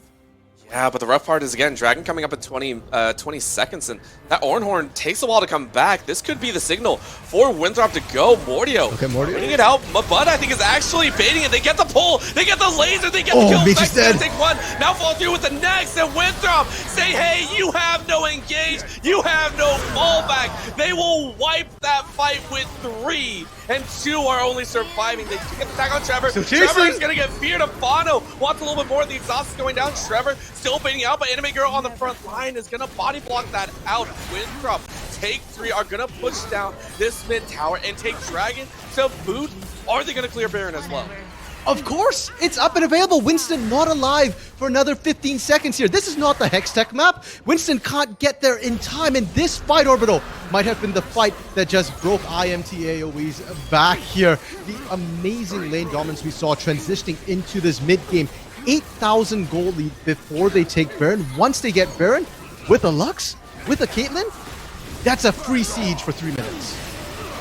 This is ridiculous. Throughout the entirety of this tournament so far, we have seen the top seeds almost consistently falter against their opponents. Yes, the other matches were in favor of the, I want to say, the favored, I guess? I don't know a better way to put it, but so far I have to say, this one here, by an underdog, is one of the cleaner ones we've seen thus far. That is true. Winthrop is not playing particularly cheesy. I mean, yes, their draft is not something we'd consider super standard. It is win lane, win game, but it's not surprising. These are, for the most part, champions that do exist within the current meta here. And Orbital, for Winthrop, this is exactly what they're talking about. They have been able to pull upset wins plenty of times in the past in the collegiate scene. And for Immortals AOE, they already said anything but a 2-0 for them would be, well, sort of a failure. And unfortunately, it's looking like it won't be a 2-0. In fact, the bigger question is, can they bounce back from this? And I want to see it in this game. I want to see at least one good team fight, because we've not seen the trigger being pulled by Immortals AOE. It's been defensive the entire game so far. Very, very defensive, and with every single buff under the sun right now for Winthrop, except for Elder. Of course, we are seeing the siege start up. 1-4, as standard as you can be. Mordio in that mid lane. Binding's coming out from Kenji on the bot side, hoping to find someone, but Shoji himself is enjoying a little bit of poke damage, and fluctuations between, they can still do this, I think, for a couple more minutes. Yeah, a minute and a half left, so about a wave and a half more before they might actually have to back off. Yeah, and you can see that they're protecting that siege minion. Meech can't even stand up and clear it. Took forever. And the turret's almost dead. 20% health. They will at least crack open the base before the Baron buff is off. Shockwave lands, but they can't follow up. Oh, and that also means that there is no rebuttal for this. So, of course, Winthrop say, hey, it's another major ultimate down. No. But Bud's not going to actually chase in and say, hey, this is what we want to fight. Flash out from Winston, but Crescent Guard is down. That means an immediate bottom lane inhibitor is down at 29 minutes. And Orbital, there's still 30 seconds. There's still one more wave with this Baron buff here. Like you said, no Shockwave, no Crescent Guard here. That's 2 big team fighting ultimates down. Winthrop, they might just brute force this. Could, but the Ornhorn is back up, and they're going to call it Vex and take a chunk. There is Okay. going to be a flash, a nice flash out, and it is only going to be Kenji getting knocked up. I was curious if it was going to be the trigger pull. It was, but the bullet this time that came out didn't have as much gunpowder behind it. Binding lands now on the tankiest member of IMT AOE, and that will be 2 inhibitors down in the span of about a minute and a half. Winthrop University getting so much off of that Baron power play. We went from 7k, 8k gold lead to 10k, and they aren't done yet. That was a 4v5. Mordio was escorting the top wave in here. Oh, Shockwave landed, but Shoji is dead. Now it's a Vanos turn coming in, and it looks like Winston is not going to enjoy this death. They follow through with 2 and are looking for a bit more, and they get it. Meech, though, being able to get the cleanse off, is going to try and fire back under the tower, and Winthrop are taking a bit more damage than they would probably enjoy here. They got the kills and it might look like they get the inhibitor towers, might not get the third inhibitor, but my gosh, had they left IMT AoE in ruins. Rocket's coming up right now. There's no vision though, and Meech, come on, throw the Hail Mary. Oh, they don't throw it there. This is rough. We said that the win con for IMT AoE was Meech staying alive. Meech stayed alive. Meech did damage. Meech didn't kill anyone. Winthrop is just way too far hit now, 13k. That was off a Baron push. They don't need Baron anymore. Winthrop can walk into the base. That is an exposed inhibitor in the top lane. Once you get double supers in, the game's done. And the worst feeling is in the world right now. Normally, I feel like a team is able to, especially if they're behind, are going to walk this out, but we get the replay here. Yeah, and it was just a beautiful catch out into Shochi. The moment Shochi's down, you're at a numbers advantage. What impresses me is the amount of damage Meech puts out here, right? Meech does a ton of damage. Avano ends up low. Mordio's low as well, and Vex, Kenji, all of them almost drop. If the Rocket had been up, maybe they can turn the tide. So the Jinx, that pick is still working, and maybe if you give IMT AoE another 10 minutes, they can turn the tides. I just don't think they're going to get 10 minutes from Winthrop. Nope, we're in their base. Yep, they have to try, but again, like you said, might not get 10. They may have 3 or 4 tops, right? That's what I feel like right now, because Baron and Elder are coming up in a minute and less. This is getting a little bit crazy, but Winthrop just say, no, listen, we know we're still on a timer. That timer's extended all the way out to like 37 minutes. We get that, but we still want to end the game, right? We still want to get that first win under our belt, but that's going to be Vex stepping up. Remember, no flash, no nothing, but is able to get Force out, but Blood the body block a few more. It looked like a good catch, but Vex dancing away from danger. Yeah, and great flash or dodge away from Vex there. If you can't find Vex, if you can't find Avano, the engages aren't going to work whatsoever. They're pushing off their base, but they did lose the top inhibitor. It's worth noting, bot lane Nexus turret is alive, but not by much. And as you pointed out, Baron's up, Elder's up. Winthrop, they just need to complete the circuit here. Grab both major buffs. Double super minions are spawning. You have literally every single thing in your favor. I just don't see a way IMT AoE come back from that particular push. At that point, Winthrop kind of would have to like walk in one by one and just say, okay, we'll give you these massive bounties that are currently on our heads. I think that's 300 on Darius, 150 on Avano in the mid lane, and then Caitlyn at 450. But I mean, how can you, right? Look at the vision. There is almost nothing out there. There is no time where it feels like IMT AoE are going to have a chance at looking anywhere except inside of their own base.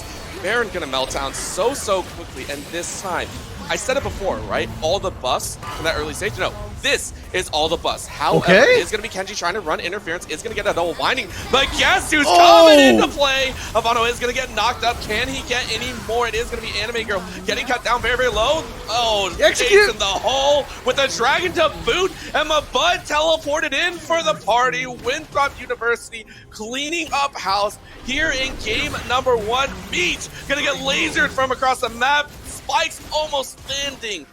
Misha says, well, I'm going to fire back. Gets one kill. Gets almost a second, but I mean, you can't beat a fear. Finally getting that 4th kill.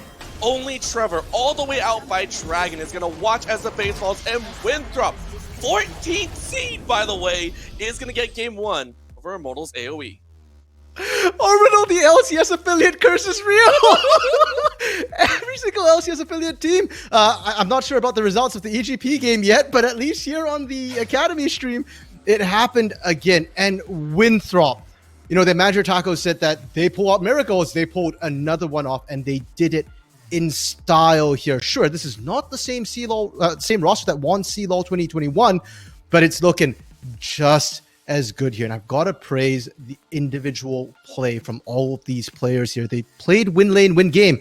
They succeeded in Immortals AOE. Going into game 2 here, have to think, we can't afford to drop 3 losing lanes. Somebody's got to win somewhere to help enable Winston to actually be able to play the early game on Shintel. Has to be something to be considered. Of course, they do have another chance, like you said. IMT AOE is going to get ready for game number 2, and of course, we'll throw it to a very quick break. When we come back, we will have the analyst as to break down that game number 1.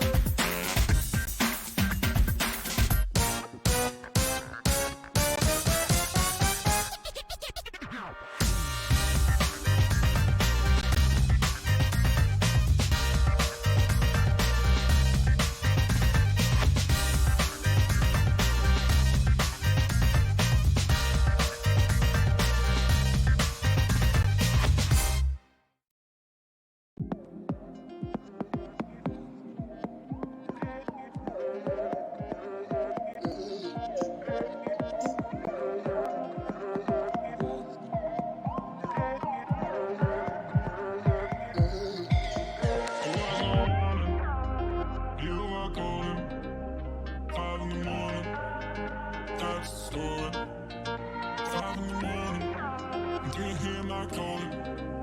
I'm up in the morning, because I miss you yawning. 5 in the morning,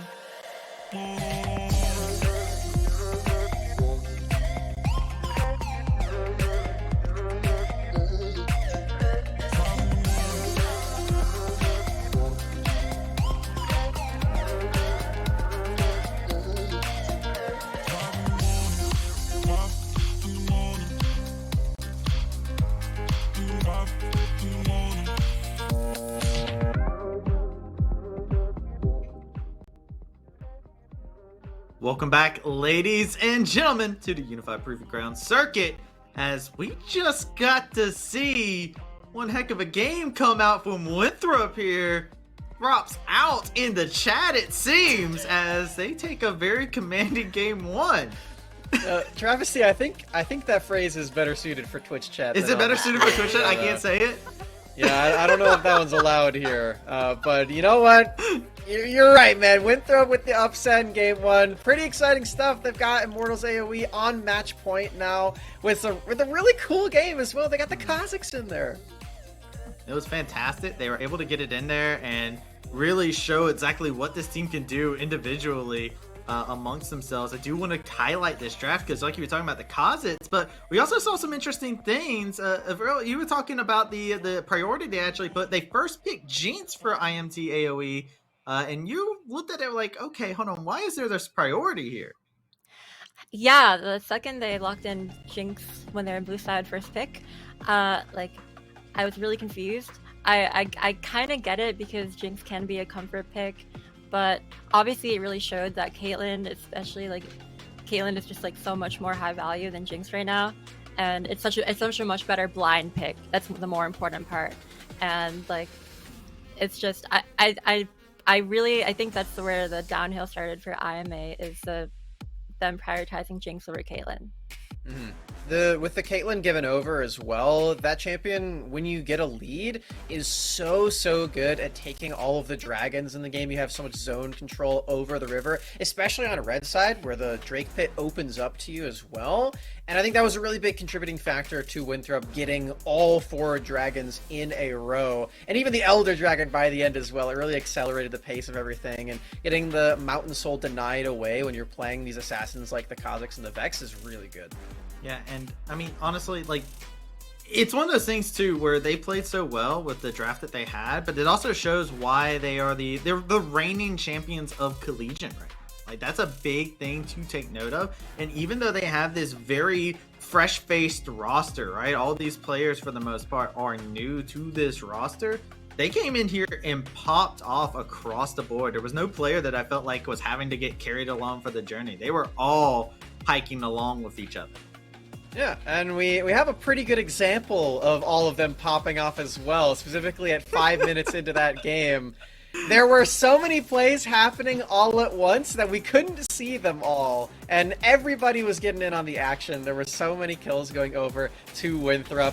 We just gotta take a look at this. So, first of all, we have the bot lane play, where things get started pretty well for Immortals. Trevor has a really nice play right away, but they kill the support instead of Vex. So Vex gets to stay alive, and he gets a trade kill back onto Meech. So Vex, as the marksman, is still getting all the resources, all the gold and experience. Meanwhile, his opponent is not anywhere near. So this does snowball the game into Caitlyn actually getting this really big lead like I was talking about before. Yeah, it was the perfect storm, I would definitely say. It was chaotic across the table. A successful gank happens in the mid lane, right? From the Kazakhs into the mid lane with the Vets. And then over in the top lane, my bud, dude. Absolutely just terrifying in the top lane on that Darius was something that the Ornn was not ready for, as he was absolutely a terror. But talking about that, Winthrop didn't have the forever clean game, right? They thrived in the chaos, but once the chaos kind of settled a bit, they kind of were dancing around trying to find that moment. And once we got into about that 25-minute mark here, we did get to see that moment, that opportunity present itself finally for Winthrop. If you would, we do have a replay of exactly what was a big moment where Winthrop just kind of took the game by storm here. Yeah, right here. Darius got a really good flash hook here, and honestly, Dragon was coming up, and this is the only way that Winthrop could have ever gotten this Dragon for free if like they didn't have 5 mids like Winthrop did, which was really important here. And I think that's just like decided the game is over by there. Yeah, it's just over. You don't have the priority around it, and it becomes a rough spot. And I think it was a really cool thing to highlight.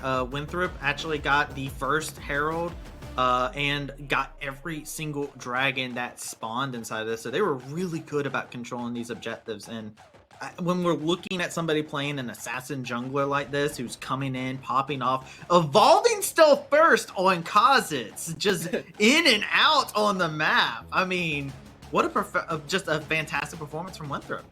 Yeah, pretty unique stuff there from the jungle on the Kha'Zix comfort and all of that. But yeah, just right before that play happened as well that we just watched, they were catching Immortals AOE out on some pretty rough positioning as well, and different lane allocations. We saw just before that Trevor was forced to push up really far to try to get some mid lane priority, led to him getting picked out. They tried to scrounge up what was left with the Ornn ultimate to try to get any re-engage, didn't find anything. All those resources left, it was really easy for them to blow up the game. The Baron, get the Drake Soul, everything was really easy from there. So yeah, really nice transition from that snowballed lead into the mid game. Well, like you're saying, it did take him a bit of time. It wasn't, picture perfect, but it did get them there, and it was a really valuable upset now, where they are at match point. They're at match point, and the big thing now to highlight is how does IMT AOE find their way back into this? Avril, I want to go ahead and talk to you about it, because we were talking about the Jinx first pick that was coming out from these squads here. I want to see exactly what they possibly could have in regards to it. The side selection, I believe, is going to be Immortals AOE is going to take red side for game number 2. So they're swapping over to red side. Is there anything that you're looking to see them adapt now that they're not having that first pick and not getting possibly baited? I think now they have to ban Caitlyn. I mean, it's been permabanned or picked this like whole event for a reason, and they need to really respect that pick way more than they did this game. 100% agree on that. And Matt, how are you feeling right now? Are you on the Mabud hype train on him doing some work, or are you looking at the mid lane, that solo kill that happened from the vets? Is that something that IMT needs to be a little bit more concerned about? Yeah, well, less concerned now that they are on red side, right? They actually do get the counter picks for this one. They don't have to worry nearly as much about getting slammed with the Darius counter or the Vex blind on R3 as well. It becomes a lot easier for them to maneuver on this red side. So I think they made a great choice. Fully agree with Avril. You do need to ban Caitlyn this time around. I'm sure they learned that lesson. I think we're probably going to get to a state where it's 1-1, just like we had yesterday in both of our series on the stream. Right, I think so as well, and I'm excited to see what is going to happen, and the only way to see it is on the fields of justice. So ladies and gentlemen, we're gonna send it over to our casters as Orbital and RMC are gonna bring us into game number 2. All right, we're ready to go. Ready for game number 2 after what you called is the affiliation curses. I think at this point, game 1 is just kind of knocking us out of the park. I have to say at this point, and Winthrop, analysts has said thriving in chaos, and I say it is chaos of their own making. True. I think Winthrop played that well, and sure, they did do very well, especially those chaotic not front to back fights, but they did it a lot of times by their own will. They disrupted a lot of those battle lines, and now going into game 2, you heard a lot of the analysts desk talking about red side here, the fact that they do get counter pick, they don't get first pick. Now, Avril mentioned game 1 she didn't want to see Jhin coming through on that red side for Winthrop, and they didn't do it. They won. Now Avril is calling for ban Kate on red side for Immortals AOE here. I'm curious to see if they do opt to do that. They've banned the Jinx out immediately, and I feel like if you're banning the Jinx at this point, you've almost got to waste 2 bans here. 1 for the Kate, 1 for the Jinx. And taking a look here, that might be the option. Of course, Winthrop, something we also get to see that's kind of brand new, is a 3rd ban Right, we get to see a third ban come out with them. Woo! Anyway, looking at the Victor and Hecarim, I do like these bans as well. I think you were curious about some of the previous ones that were thrown over when Immortals AOE was on their side, on the blue side. So that'll be fun to see swapped up. Second ban with ADCs off the table though. Yeah, 2 ADCs, I mean, what we kind of expected here, and Winthrop respecting the Vex, the very same Vex that Ivano used to kick off all the action from Winthrop, because we said last game, you win that mid lane, it enables your side lanes, which are already supposed to win. This time, they don't want to let Immortals have the risk of R3ing that, picking it safely, and then banning out the counters. My goodness, Immortals. This is respect to Vex here. Triple AD carry bans. And Jin is still open as well. Watch it be a shadow pick. Watch it be a shadow ban. Just listen. Jin, first pick up here. Just send it to Meech. Force Vex to drop to what is at that point a 5th pick ADC. That is dropping all the way down in the pool. We'll see if that works. But Winthrop, go ahead. Prioritize the Lulu coming out here. That'll be very, very fun to see utilize. And I'm curious what ADC they'll pair it with. Again, a lot of the hyperscalers, but there it is, right? The shadow ban coming out against Vex. This is insane to see. Okay. This tells me certain things, because I feel like if you're picking the Jin here for Meech as well, maybe we get to see a bit more topside carry coming through. We saw Mabud get to carry on the Darius. Let's not forget Anime Girl is just as capable of carrying as well. Anime Girl has a Darius game under their belt. Gwen is another option they can look at here. Originally, I was thinking maybe an Ezreal pickup to deny that away and force Vex back to that Jin. But the Ezreal is still open if they want to go for that. I know it's not something that we think of necessarily paired with a Lulu, but I think Lulu is just such a all-round strong support right now that you can afford to pair almost any AD carry with it. It's just hopefully they do a little bit more auto attack damage. That'll be really, really nice to see. Utilize all the shields, the attack speed buffs, and everything of the sort. But the Jin Karma lane matchup, again, rotating towards that. The hover of the Misfortune, I have seen this in some of the I think, open qualifier games that we've seen. It is the Lulu Misfortune, very, very dominating lane stance, especially against the likes of a Jin who won't really be able to trade back as powerfully as some other ADCs.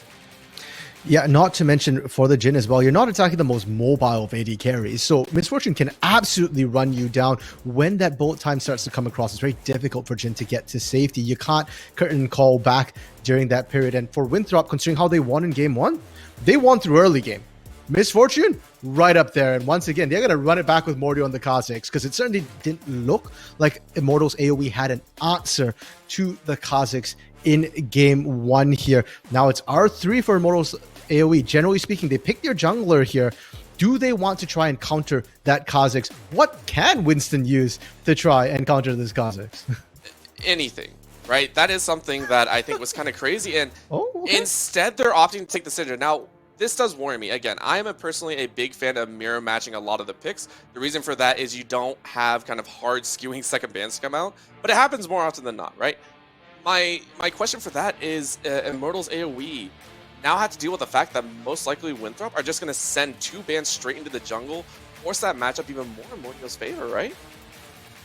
Potentially, but I do think the jungle pool right now is large enough that you can't really ban out. I mean, you got to throw maybe like a Lee Sin ban in there, maybe an Olaf ban in there. Winston has done amazing things on it, and for an Olaf into a Kha'Zix, if your Kha'Zix doesn't burst down the Olaf immediately, well, you're going to lose the extended fight here. So, okay, I see what Immortals AoE is doing here, and you pick the Syndra early as well. It's a fairly safe lane pick. You get a lot of pressure as well, and you're trying to deny away Winthrop's ability to pick riskier mid lanes, assassin mid lanes to pair with that Kha'Zix here. The Kindred being taken away, it makes a lot of sense.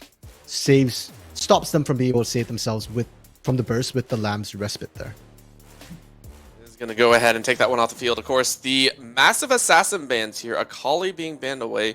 I didn't see it banned in game 1. Neither was the Echo. So hard shifting in terms of where they want to throw the bans. So far, IMA have quite literally said, Vex and Ivano, have fun. That is our gift to you right there. That'll be really, really interesting. Winthrop might be able to fire back. Is this going to be a second jungle ban? Yes, it will. Graves opted to be taken off the board. Okay, that's fine. I mean, Winston still has options here, and I'm assuming, yeah, there we go, the Lee Sin that we were talking about. Makes sense. I feel like Lee Sin right now is the default jungler. Like, oh, it's up, Sure, why not, right? Like, it does everything well. It can handle the Kazakhs perfectly fine. And yeah, I was going to say, the problem is you ban the Akali, you ban the Echo. You're removing assassins. But these are very like niche assassins. They're still the more common ones, right? LeBlanc, Kazakhs, that's still an absolute kill lane. And yes, LeBlanc isn't exactly the greatest lane into Syndra. Syndra can always, push you away. You have the burst potential. When you press that R, the decoy, the mirage, the illusion clone from LeBlanc won't save you whatsoever. So it's not the worst matchup, but it's still going to be rough for Shochi unless we see a lot of jungle pressure. I'm far more curious, Orbital, about what top laners get picked up. Because, as you pointed out, Anime Girl gets counterpicked this time. But if he blinds something like a Darius here, he can absolutely get punished. And, with that Jhin pickup, it is something that can enable a more bruiser-esque top. Oh, okay. Oh my god. Okay, hold on. I know I've spoken for a long time, Orbital, but I have to talk about this. Anime Girl, I love you. I love your Gwen, specifically. I just spoke to Anime Girl about this yesterday. I absolutely love his Gwen. He will blind it. And this time, he ain't blinding it. He's going into this eyes wide open here, and he's going to put on his carry pants. I love it. It has to be kind of that tip of the hat, right, to you RMC saying, hey, listen, we talked about it before. I'll throw it in for good measure, and I think there's no better time to bring it out here, right? Number one, Winthrop University won off of the early game. If there's any time to bring out a carry, if there's any time to kind of swing that flow of the match back in your favor, it's right now. This is the best time to bring out that champion that forces the opponent to readjust not only their picks, but also their bans in the potential game number 3. Yeah, and Gwen as well is a strong pick into the Camille, especially in isolated lanes. So not only is Anime Girl on a comfort pick, he's on a winning matchup. And we said before, you need some winning lanes. Immortal AOE, they've completely adapted to that, right? You've got the Syndra in the mid lane now. Syndra Lee Sin, post 6 is another kill lane. Just got to survive the early a little bit, and you'll be perfectly fine. And early, I just mean 6 levels. I'm not talking about this time, 2-item power spike, 20 minutes into the game, something like that. The only sort of worry I have now is this bot lane for the side of Immortal AOE. And for that reason, I'm very curious to see whether Winston decides to try and cover this weak lane starting top side, or whether you kind of go, Meech, Trevor, you two are a good duo. I trust you guys to survive on your own. Because even last game, when they were being pressured, let's not forget, Meech was still up CS, or even in CS. It wasn't until later in the game where everything fell apart. You can leave that bot lane and play to your top side and sit saying, I'm going to play to our strengths here. 2 Anime Girl who should win their lane, 2 Shochi who post 6 can be just as good, just as strong, a point of strength. And for Winthrop, same questions as well. For Mordio, Mordio can gank any lane they want. Top side, it's the same thing as the bot side. It's mirrored. That's your weak lane. Are you going to reinforce that, or are you going to play to your strength? Honestly, knowing Mabud, I'm more partial to saying leave Mabud alone on that island there early. He can play weak side. He's great at it. Go get Ivano ahead again, because that was how they won game 1. Yeah, and not just Ivano getting ahead. We didn't get to touch on this before, and I love that you segued into this, because I pointed out specifically, as a mid lane fan myself, and especially with some of the hype that's been surrounding Shochi among some of the analysts and casters, we were curious to see how Shochi would play. Ivano, we even said at the beginning, had a little bit of a rough time in the Swiss bracket, was looking like not one of the strongest. Here, I believe 2 solo kills. If I'm not mistaken, it was 1 solo kill at the beginning. Everyone saw it. Yes, first blood. Second one, I believe it was a minor interaction with the jungler to come in to help clean up, but it was 2-0 at one point. Ivano being the main culprit of it. Yeah, and you know what? Ivano, we said, was kind of dangled as bait by Winthrop throughout most of their OQs here. This time, they've turned it on its head. And in the immortal words of Star Wars, it's a trap. Don't go to the mid lane anymore. They knew you were coming for them when they blind picked that Vex, and they played it really well. And this time with the LeBlanc, again, it's still the same thing. Mid jungle is going to be spicy here, Orbital. There's a lot of kill threat, and it's going to be a lot about which jungler is there, which 2v2 is set up, and vision control. I want to see vision control. Last game, vision was spotty, to say the least, in the laning phase there. A lot of it was focused on objectives. Last game was about objectives. And this game, I still don't think it's going to be about objectives for the most part. It's going to be about kills. Get your kill, get your objective. That's how I want to see game 2 roll out.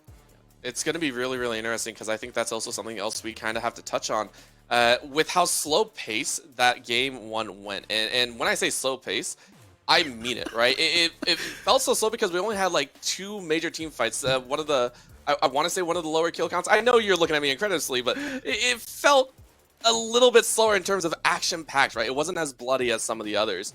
RC, am I blind here? Are you calling me blind? Are you calling me blind? All right, whatever anyone else is saying here, but all right, listen. You are making me look bad here on camera. You're making me look bad. I'll take it. For me though, it did feel a little bit interesting to watch, and I can't wait to see if that happens here again, or where the action breaks out. If we're gonna see that craziness of the opening sets, right? I think it was 4-1. Right at the beginning before we got into that kind of farming lull. So as we do get onto the Rift, the teams have swapped sides, but we're saying still here at home on the Rift. Oh, bro, I'm just gonna say, I ain't saying you're blind. I'm just saying that you won't be happy till the rivers run red. Because Travesty called it chaos, man. There was fighting everywhere. Kills aplenty from Winthrop's side as well. So you know what? That's fine. You're play-by-play. I get it. And game 2. We're set up to have more action as well. Still tons of kill pressure. And this time, it's not even just a safe 5-point start. We're already seeing aggression trying to take control of that river. A little bit of poke back and forth. And that does come at the expense of that lane safety. We're not seeing any wards in the lane this game. This is going to be a little bit more blind, at least in the early stages here. And I like the fact that Shochi was trying to tag around here. Just kind of search for a little bit of damage. Anything can go. And of course, in the mid lane, as stated before, it is the Corrupting Potions start. I believe at the beginning of game 1, they were completely out of any sort of healing options by about level 2. I think that's how aggressive they went.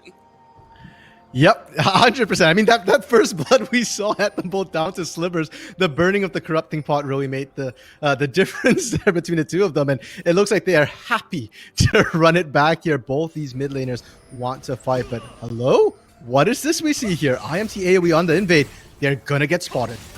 Thankfully, Vex throws down that ward. Says, okay, know what you're doing here. We know the cheeky seal is coming through. This might force a vertical jungle scenario. However, Mabud forced to walk the other way. Ghosting. Anime Girl getting a little bit This is of first an blood. advantage. Yeah, no flash, no nothing. Ghost FTW. Anime Girl at level 1. It's a first blood.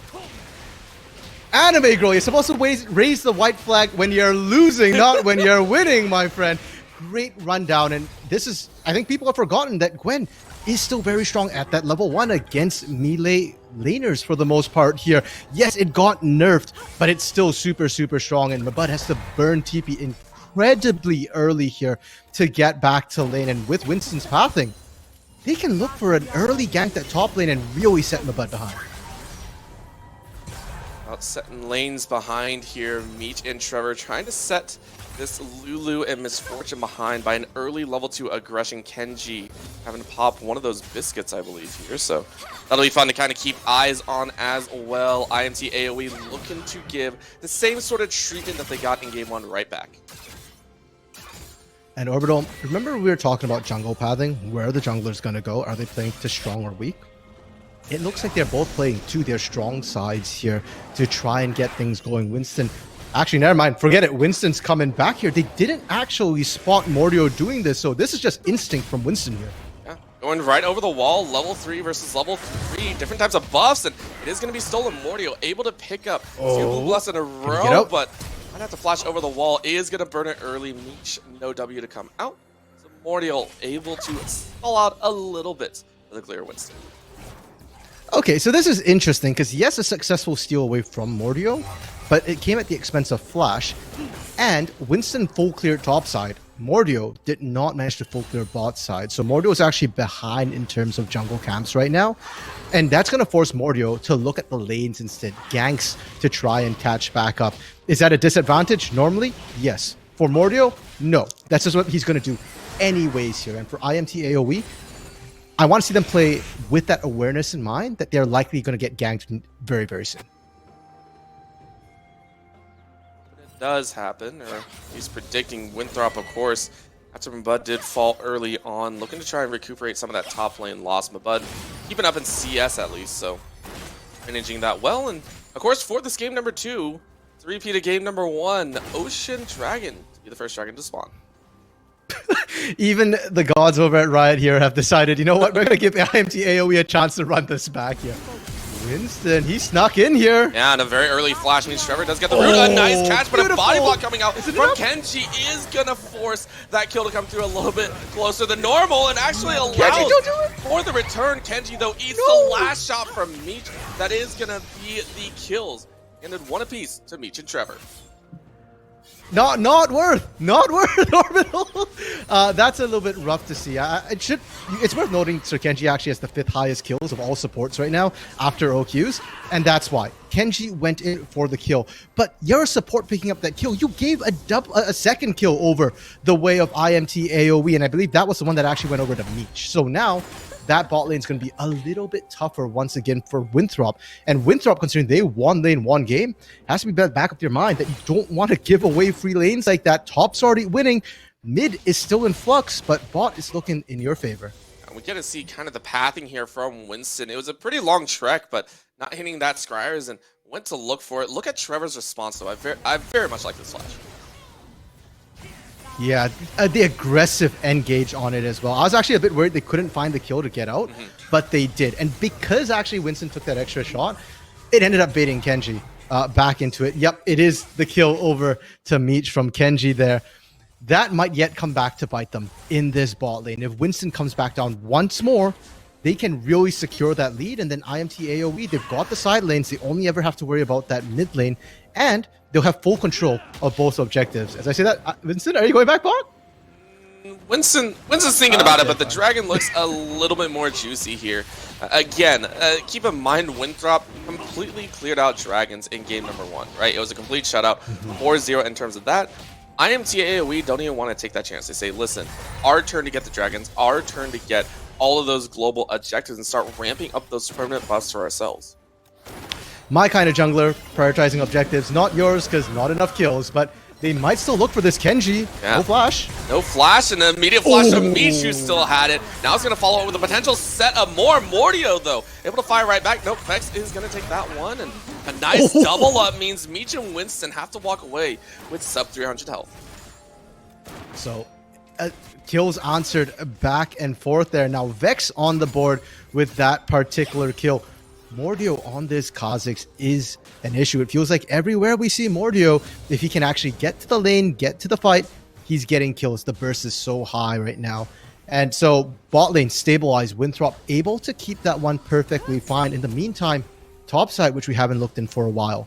Mabud, I said he's an amazing weak side player. He's managed to stabilize top as well after giving over that first death. Going for that Sheen early. Probably gave him a little bit of trading aggro as well. Anime Girl, understandably, might not have that same set of damage, but guess who does? Trevor, full health, and Ivano hasn't recalled yet, so Trevor trying to hold the lane, says get out of here.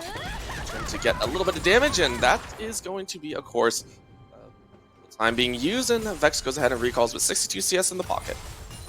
Yeah, it looks like for the side of Winthrop, they're resetting here. Herald is about to spawn, so I'm curious if they're going to send people up there, brute force that with numbers, because honestly, what we kind of found towards the end of 2021 was that first Herald often is worth more than first Dragon here, but doesn't look like it. Mordio's wrong side of the map, and instead, Immortals AOE, they are the ones with the objective timer in mind. Winston wants to make sure they're clean on objectives this game. Even bringing down Anime Girl, making sure that they're sitting in the river, making sure that if they have to rotate, they can't get it. On the bot side, though, a little bit of time to push, and is going to go ahead and walk forward.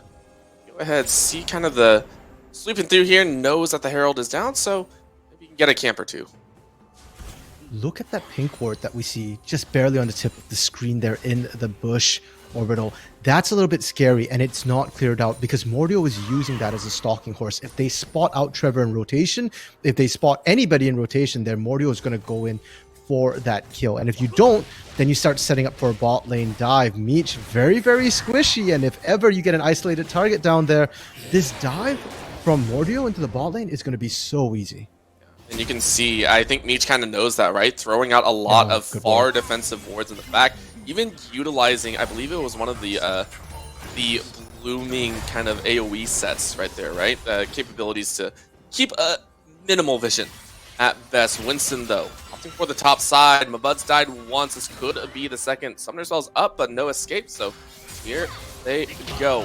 Auto attacks in, starting off with the kick to secure that close range battle. Winston, though, able to flash away and once again defying death.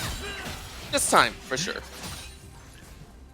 I gotta admit, Winston's really clean on these dives, and that he gets out with very fine margins, and that works out great when there's nobody to back you up. But bot side, there was backup, and now Mordio. Oh, perfect polymorph to allow Mordio to come in. Might not get Meech though, as the curtain call is used. Vex should be able to tank up most of this. Was completely full health. Just waiting for the shot. Ooh, tried to curve the bullet. This is not wanted. You know what?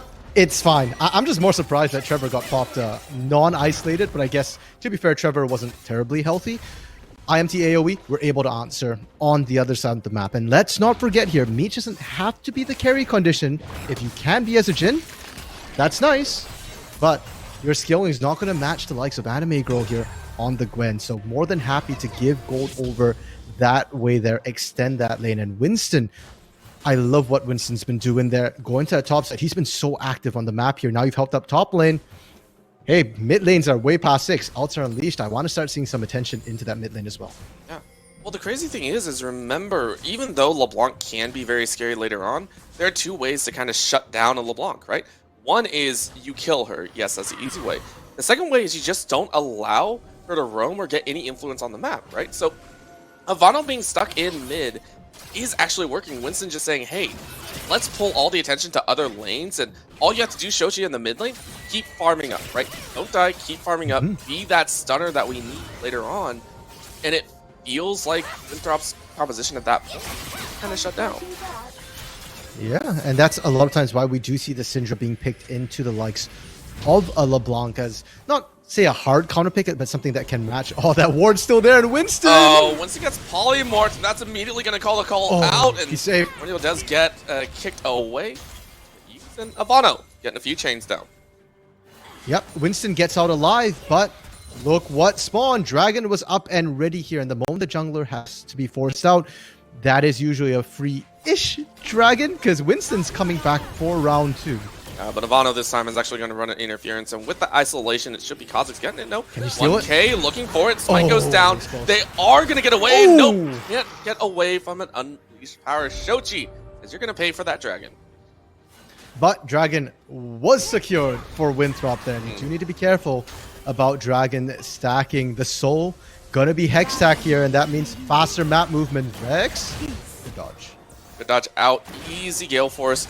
That does mean that bot lane, though, is going to feel the weight of the tower plates going down as Anime Girl had actually opted to teleport in as well. Let me kind of mention, and Kenji and Vex actually walked up knowing that this is 4 members strong in the bot lane. You do have a teleport from a Bud. Don't know if it's going to be used. Yes, they're going to call it down now, and that should be enough to deter.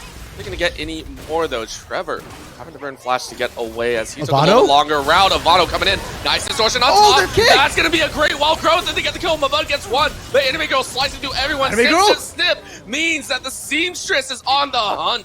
That is going to be a trade back and forth, though. Just one death apiece. Curtain call opening up and low HP under the tower. 1, 2, 3. Possible force out of the week means it's a wash in the bot lane as Immortals AOE take so many lives. Oh my goodness, there's slaughter. It was like shooting fish in a barrel. And okay, I'm going to butcher this reference. So if you watch anime, please feel free to correct me. This ain't your waifu. This is, I believe the term is yandere, is what we're seeing here coming through from Anime Girl. RC, I love you, but come on, man. Mordio on the hunt, trying to find something on the back end, but it just feels like it's too little too late. Meech? Gonna go for it. And again, Mordio is strong, but no isolation damage means you have to walk away, because that is a very, very powerful Jhin. Thankfully, the shield is there, and Meech gonna walk away. Feeling pretty happy. Okay, Orbital. Does that satisfy your craving for kills? Almost. I want more, because Kenji walks in. Kenji walks in and says, I agree, Orbital. I want to see a bit more. Walks right back out. All right. No one dies just yet, but I am enjoying the absolute aggression coming down here now. Denied. Everybody survived. Okay. Yeah. So lots of action there, Orbital, and that does change the nature of things. We're seeing Anime Girl now 4-0-2. is allowed to dive. There's nobody who can match this split push coming through from the Gwen, and that is terrifying. On the other side of the map, Meech and Trevor are hitting a point right now where if you're not throwing Ivano and Mordio down there, you're not guaranteed to win. We saw him handle Mordio fairly comfortably, and Winston is strong on the map, and more importantly, he's mobile. If he starts roaming with Shochi here, they can really start forming a roaming gang squad where they can dive you into turret repeatedly. Might as well do it. It's shown that it's worked already, so just rinse and repeat is the call. Question, of course, though, is what can they clear out Shochi in a duel? Ivano trying to dip, duck, and dodge. Great distortion back. Unleashed power, though, landing and drawing Ivano's health. That's going to be a distortion in, and Ivano says thank you. Winston, though, going to walk right up and potentially take that kill. Easy does it. Winston gets the rebuttal. Okay, I have a request from the producers if we could get a replay of that particular fight, because that was beautiful to watch 2v2. Mordio, though, once again going for Meech. Yeah, says all the actions in the bot lane. What about the Rift Herald or the Baron Pit? Over the wall goes Anime Girl, though, wants to add a little bit of flair to this. Great punch out, but doesn't actually get anyone. Curtain Call, though, is enough. Meech is able to take one home. Can you get a bit more? Yes, you do! You find the double kill. Mabud is about to fall as well. Mordio is able to slam down the hammer, though. Shut down for the Kazakhs. That's huge for Mordio to be able to pick that one up. And that was effectively a 2v3 for the most of that fight. Trevor went out really early there, and IMT AOE still able to answer back somewhat. You're seeing their strength, but they can't afford to keep getting caught out like that. Those are bounties being given over there. Now, ideally, you know, IMT AOE tighten up their game a little bit here. You have your strength, and that is at this point Anime Girl in equal numbers. Don't put them at a disadvantage here, and they can continue split pushing.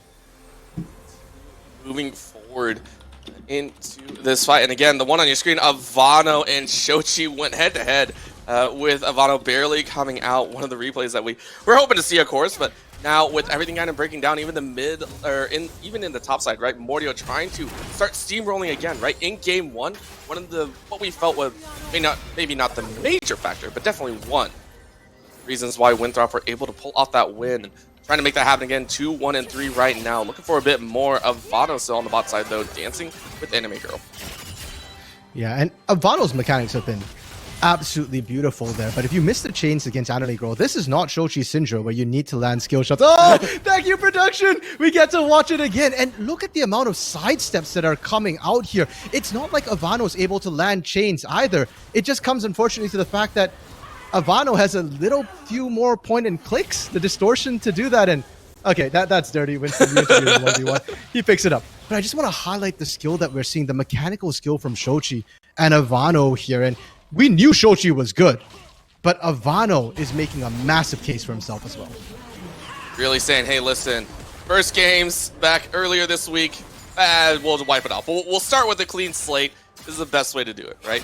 Doing very well for himself. Yes, still 1, 2, and 1, though. Has a bit more to work with. Overall score is 13-7, because I can count. Don't worry. IMT, AOE, gonna go ahead and knock down their third, and Anime Girl still running forward. That's going to be the Scout of the Week, straight into the Unleashed Power of Ivano. Stay alive. Dive under the tower, though, flashing away from the next set of needles, and with the root under the tower, Anime Girl is going to be taken quite low. Should not be enough to die. Ivano defies death.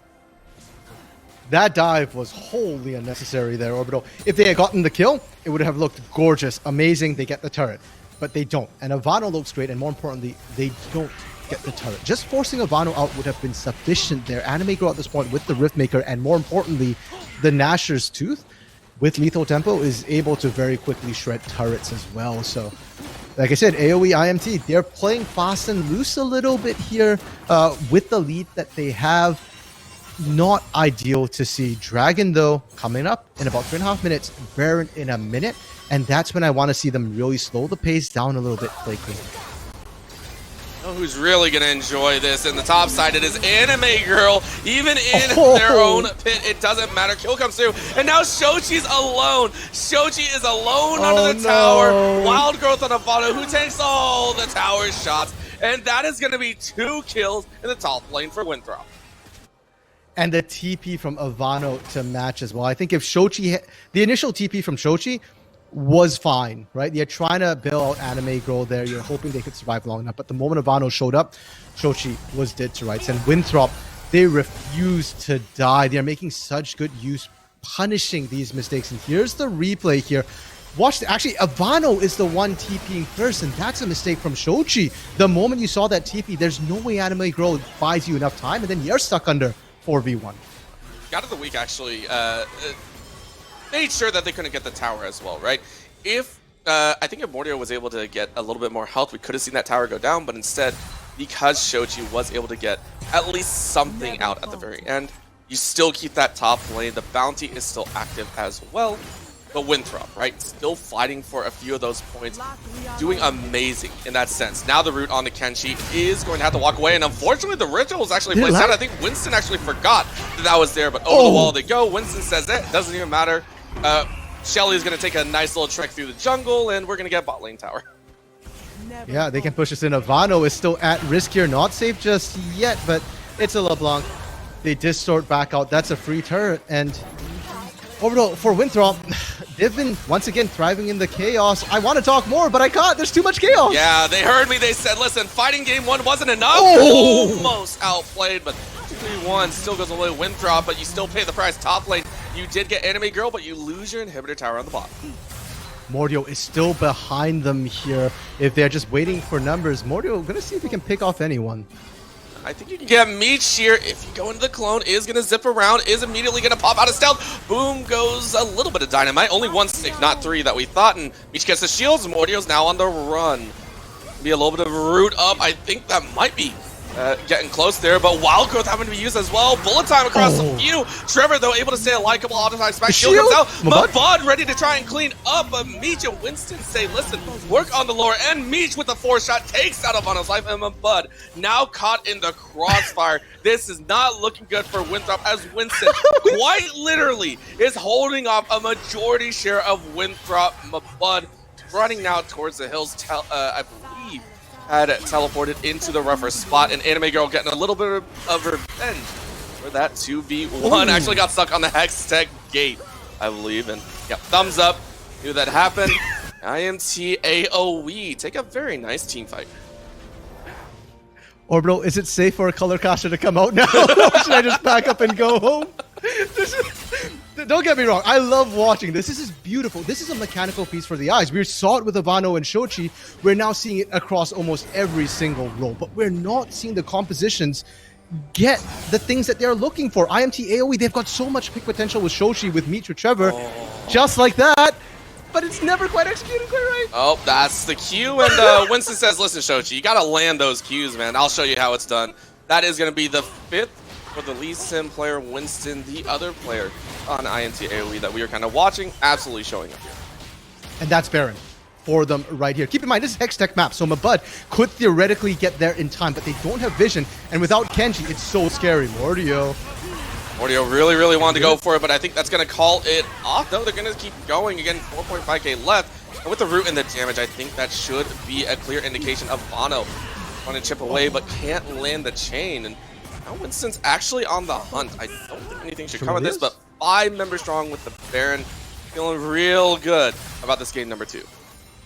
Dragon Nyx on the chopping block here. Shochi has TP as well, so IMT AOE, they're gonna be 5 strong for this, and Vex is just pushing the top side there, trying to get the bouncy gold.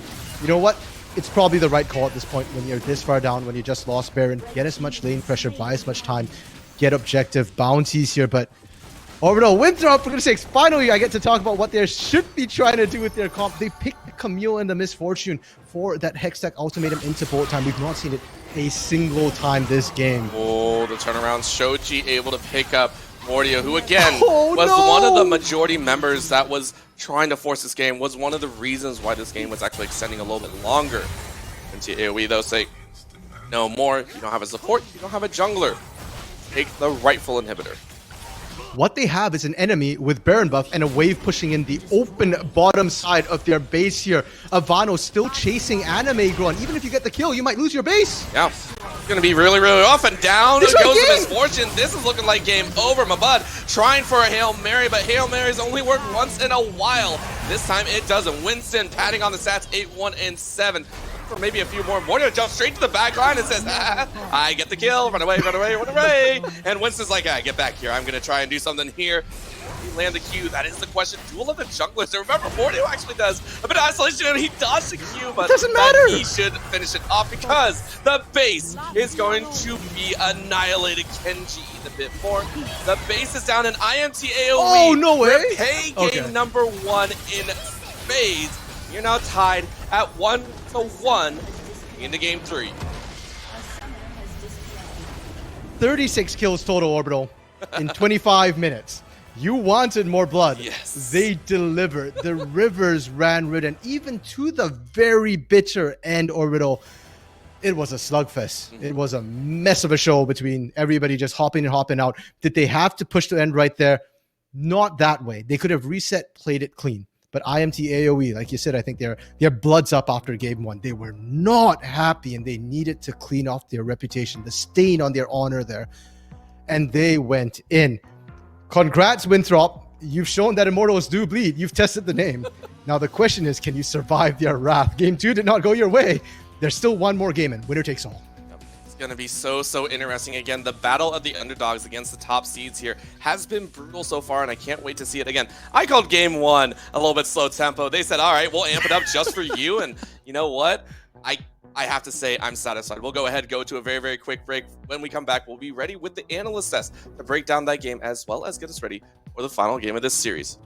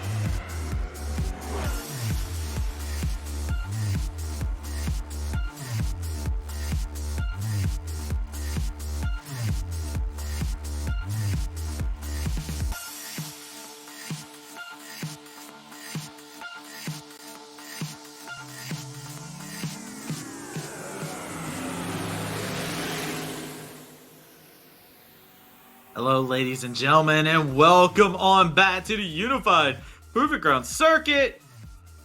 Okay, real quick, yet again, we're 1-1 inside of a series, starting ourselves off with another fantastic series, and IMT, they come in with a master plan here. This is very welcoming to see. Nice adaptation coming out. I want to go ahead and throw this over to our draft here. Smats, you had some words when you were looking at the draft as the pieces were being collected. Yeah, so for Winthrop, moving back over to the blue side, we see that they did go for a first pick Lulu. And while I do think this champion is really powerful, you can see that Immortals took away a lot of the really powerful champions that go alongside it, most notably the Aphelios and the Jinx. And it resulted in the rest of this draft not really suiting what Lulu wants to do. You look at this draft and you see not a lot of champions that work really well with the whimsy attack speed and the shielding. You can't really get in range of a lot of people with it either with help picks. So it's really difficult for Kenji to do a lot in this game, not to mention him getting caught out a bit in the late game as well, trying to go for wards. And it's not that I dislike the champions that they picked either. I think LeBlanc works really well in this game. There's a lot of immobile carries on the other side. The Syndra and the Jhin are really easy targets for LeBlanc later, and the Kha'Zix as well, but it's really desynced from the first pick, which is usually the pick that's supposed to ground you and be the champion that you build everything around. Talking about somebody who was grounded, Everett, you were looking at this Misfortune pick and you were like, all right, hold on, this Misfortune didn't really fit the mold as you wanted to see it. Yeah, I didn't like the Misfortune pick, but also I don't really blame Vex. Now that I think about it, IMA banned 3 ADCs, and that's actually what I talked about in the first game, how they really need to respect AD carry bans, and like what they did, they banned 3 AD carries, and their bot lane was completely just non-existent that game. Vex and Kenji had no impact in the game, and I mean, besides Misfortune, there weren't really any other picks he could play besides maybe Vayne, which is decent into Jhin Karma, but really bad into Syndra Gwen. Yeah. But talking about somebody who did leave their mark, I do have to bring up the fact that Lee Sin left his mark on quite a few players here. There was a lot of footprints left in some people here, as Winston was all over the map. He was making sure to leave his mark, and I don't think anybody from Winthrop enjoyed what Winston had in store. Yeah, it was a good response to the Kha'Zix, and not to mention the other responses that they had in this draft too. They did give Anime Girl a much better top lane matchup, one that you can bring a lot of pressure to. We did see him even get a solo kill really early on in that game as well on the Gwen, so Anime Girl was definitely in his element. They had the Syndra matchup as well, which is really nice in the lane against LeBlanc. Less so later, but really good in the lane, and it just opened up the map from the get-go a lot more for Immortals. They looked a lot more comfortable on a draft like this. Absolutely did, and it definitely speaks volumes to how Immortals was able to continue to play around it. They had a strategy going into it. They adapted. They got stronger lanes for themselves. But talking about something I want to highlight an individual from the side of Winthrop real quick in the mid lane on that LeBlanc. Everett, you were looking over and just like, holy, this LeBlanc is too good. He was just dancing around constantly, and I feel like even though they did pick up a loss in game number 2, I want to put some respect on Winthrop here, because in the mid lane, we're seeing some fancy moves coming out. Yeah, Throp's out. Because... You didn't have to get closer to the mic for that. Yeah, we talked about this. We get it. Yeah. No, but really, Ivana really played really well, considering how behind his team was and how much the team was not playing for him. I really am impressed by how he played last game and especially this game, and I think he should get major props. Yeah, absolutely. And we do have a replay to actually come up here to be able to take a look into this game, see exactly how everything goes through as it is rolling. That's, if you could, just walk us through this journey that happens in the bot lane. Yeah, as we see Vex and Kenji pushed off really heavily by the 4 members of Immortals, and they get really greedy here, as you see. They go all the way back underneath the turret, forcing Immortals to look at this and be like, wait a second. Is this allowed? I don't think this is allowed. This is so illegal. I was getting pissed, low-key. Yeah. Vouch, actually. Everyone was really upset. Well, we were saying a eulogy. There was a eulogy being spoken off screen. And yeah. You can see why, as the action just continues to go on. Right, and then they get trapped under the turret again as well. As we watch Anime Girl and Winston get the same exact flank again, they rout off all these members, and we get to see why this dive situation is so threatening, because you have the Jhin ultimate, you have the Scatter the Weak as well. So many kills just completely for free on the silver platter for Immortals. Yeah, and it was fantastic to be able to see, and really, like I said, a lot more of the players looked Like, it felt like in the first game, we got to see them kind of caught off balance. They were inside the chaos of Winthrop. And in this game, you got to see Meech have a fantastic just game on Jhin, holding those curtain calls, using them very well inside of every single moment that he had. And also Shochi on the Syndra. Those scattered weeks were so impressive. And we're going into game number 3 here. The Chaos of Winthrop strived in game number 1, and then IMT recollected themselves in game number 2. How are you guys feeling going into this game 3 after seeing both of these games? Well, ideally Winthrop goes back to red side, right? So they have all those reactionary picks that they have at their disposal. We talked at the top of the day about the really deep champion pools of both of these top laners. I think we've seen that exemplified really well in these 2 drafts. The Darius counter pick, the Gwen counter pick as well. Both of these guys have a really high value on that one. So I think moving over to red is going to heavily benefit Winthrop's strategy going into the game. Yeah, they've revealed their hand on the Kha'Zix, but I think their other drafting strategies will work really well when they move over there. And Avril, if you would, is there anything that you're kind of looking at in game number 3 coming up? I really like the 380 bans. I hope and I think IMA will keep that up. And See, yeah. Winthrop's on red side. Had to see this. Swaps are happening. But you know what? We were talking about things to value here. I got something I value. It's our casters who are ready to take us into game number 3. Orbital, RMC, take it away. Thank you, Travis C. And again, I asked for more blood. I got more blood as a play-by-play, but it seems like both these games so far have had enough because we've seen some stars shine through here. The desk hit it on the head. The triple ADC ban to come out from IMA. Huge respect to that bottom lane. And now even Ivano stepping up massive in these 2 games, even in the loss in that game too. Yeah, and on top of that, Winthrop gonna be on red side here. So definitely, it seems like the stars are aligning in their favor. And for Immortals AOE so far, you know what? Avril's been predicting the win condition. She said no Jhin game 1. Winthrop did that, won. She says, you know, for Immortals, like, you gotta ban the Jinx, you gotta ban the Caitlyn there. They did it. They won. Coming into game 3, she's calling for triple AD carry bans. We're not quite seeing it yet, but what they can do is ban 2 and first pick the 3rd. Yeah. And I think that would almost be just as effective, right? The Vex, though, has to be kept out. I think what's even crazier is the Vex has like basically cropped up in Swiss. I didn't see it as often, and then it just like powered through the entirety of all the series so far throughout this kind of group stage. It's been a phenomenal pick, and I love it. So 2 bans straight towards that mid lane. The Victor and the Vex follow through with IMT AOE saying, all right, we don't want the Caitlyn. This should mean Winthrop should feel okay, straight up just banning out that Jinx and getting it off the table.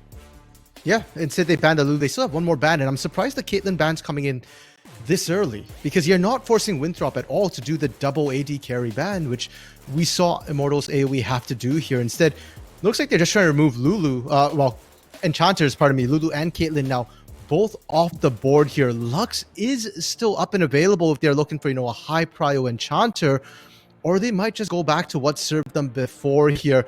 Things like the Thresh, especially if they're going to pair it with an Aphelios. Yeah, they're going to go ahead, slap it up there, and I love it because Aphelios has also been one that has gone under the radar, but still has enough power to give ADCs that strength to fight back. Of course, line picking here, and with the Lulu and Karma taken off the table, I'm very, very curious. I think Thresh is obviously still available. That's probably what Winthrop might be considering here right now. And let's not forget, Winthrop's support is Sir Kenji. Yeah. He himself is a massive Thresh player. It feels like such a good pick. Okay, so not the Jhin this time. They continue heeding Avril's advice from game 1. They've gone for that Ezreal that we kind of touched on last game a bit. It's a good answer to the Aphelios. A lot of times with Aphelios, you have to be careful about getting in range. If you're in range of Aphelios, you're probably not going to win that trade as an AD carry. So Ezreal able to fire mystic shots from half a screen away. And this one will really test Vex's skills because a good Ezreal is one who can land the skill shot. If you can't land it, you're not a good Ezreal. And what might make it a little bit more difficult is a potential cast sending people flying in different directions. That is going to be a Gragas picked up. Should be getting flexed a little bit here depending on where Winthrop decides to place it. IMT AOE, of course, realizing that there might be some trickery afoot. Yeah, I love these sort of flex picks being picked up early here. It could go support, it can go jungle, it can go top. Now, I don't think Kenji plays the Gragas support necessarily, but Mabud in the top lane, it's not super hard to play it, and in the jungle, Mordio's champ pool is so wide anyways. The Champion Ocean, you can probably float a keg or a cask in there fairly comfortably. Immortals AOE here, though, the Thresh that we expected to see get picked up. Jungle, maybe? Again, we get to see here. I mean, the Lee Sin worked really well for Winston. Like I said, it's such a safe blind pick in the jungle right now. It's always going to have mobility. Oh, okay. We went for the Olaf instead, and I am terrified of Winston's Olaf. I remember watching the Taco Gaming game, their game 5 in the OQs. Winston went on a tear. He started finding early kills, and then after that, he just 1v5'd. And this also knocks out a potential flex, I think, for Mordio, right? We were just talking in game 1 that there are some scenarios where you can't break out that Kha'Zix or anything like that, right? So that locks off that avenue. And even Winthrop has seen it, right? Okay, probably can't play that. Let's hover the Graves. We'll lock it in. A few more flexes to work with. I do assume one of these will be going there and just like, listen, don't try and deal with that Olaf early. So I think a fantastic pickup here for IMT AOE. Now looking at the ban list, though, for Winthrop. Few options to take here in the solo lanes. Yeah, I mean, IMT AOE over here, it's very clear what they still need to pick up: solo lanes. So if you have Winthrop, you ban solo lanes. It's just that simple. Whereas for Winthrop here, we still don't know where everything's going. They could be picking supports. They could be taking solo laners. Heck, they could be picking a jungler, as odd as that would be right now. It's still an option for them. And so for Immortals AOE, you just kind of got to go, like, what do we really not want to play against here? And frankly, I'd be thinking Assassins if I were them. You've got an Aphelios here, and Olaf, as good as he is at diving backlines, offers very little in terms of peeling for your AD carries. And that's why I also like the Yasuo ban. Not only because as soon as you see the Gragas, I'm amazed that that Winthrop weren't like, we could just take the Yasuo, send it here in game 3, but IMT AOE saying, okay, yeah, we do have to respect ban that away. That is now going to be a total of, I believe, 4 bans sent into this mid lane here between the two teams. Will it be a 5th? They do have the opportunity to do so. Hovering down and below. Wait it out. It is going to be the Yuumi who was hovered earlier and saying, listen, can't let it through. That old school combination is just a bit too dangerous. Gotta be honest, Orbital, it's a great ban, and Yuumi completely slipped my mind because I hate her, and we've not seen her for a while. So I was like, oh, we are finally safe to come back out. The kitty is gone, but no. You see an Ezreal, Yumi's always a possibility on the cards here. And for Winthrop, because they have that Gragas already, that could be the tank you need, and then you can afford to go that Enchanter. Ivano really changing things up from what we saw in the first 2 games that we saw LeBlanc, we saw Vex, somewhat mobile short dash champions. Cassiopeia is the opposite side of the spectrum. She is immobile, she will slither away, but she can definitely get picked off. And when you pick that into the likes of an Olaf, that to me is a ballsy move. It is, and not only that, it's because I feel a lot of players here have actually strayed away from the mana-hungry champions, right? We haven't seen it as often. Again, for Anime Girl bringing out that Gwen, it worked so well in game 1, but I'm so sorry. I'm stuck on this Cassiopeia. It's a champion locked in against quite a bit that's different, and if this Lux is locked in as well, it's gonna be a difficult mid lane. For sure. And Ivano has impressed us with their mechanics so far. He's gonna have to step up to a whole different level now with this Cassiopeia, because look at what on earth they're playing into, right? The Cassiopeia is an answer to the Aphelios, I think, is what they had in mind. Usually, if you're in range of Aphelios, you're in trouble. Aphelios is going to rip you a new one. But Cassiopeia with the Petrifying Gaze theoretically can match. And the damage output from a Cassiopeia is nothing to scoff at. But it's just into the likes of an Olaf, into a Lux as well. The laning is going to be absolutely brutal. Jax. This is a counter pick to Gwen. It is a well-documented one that was being used back when Gwen was incredibly OP B1 pickup. But Anime Girl has played this matchup before, and Anime Girl is comfortable with it. It's not going to be an easy lane for them. And now I'm very curious about how this top lane goes, because it feels like a lot of Game 1 and Game 2 did revolve around the top lane. Mabud's Darius warped the game around it. Game 2, the early solo kill from Anime Girl. Towards the end, yeah, Anime Girl wasn't the big star of the show at the end, but certainly the early game, wherever Anime Girl was, that was where Immortals AOE won. And now, Mabud has a counter matchup, but this is Anime Girl's signature champion. It's literally an Anime Girl. It's the signature champion here. So, yeah, everything on the bot side aside, sure, it's going to be tough for Winthrop, but if Mabud can get ahead, you know what? I say Winthrop, so let's hope. Yeah, I I have some reserves, of course, but I have to agree, right?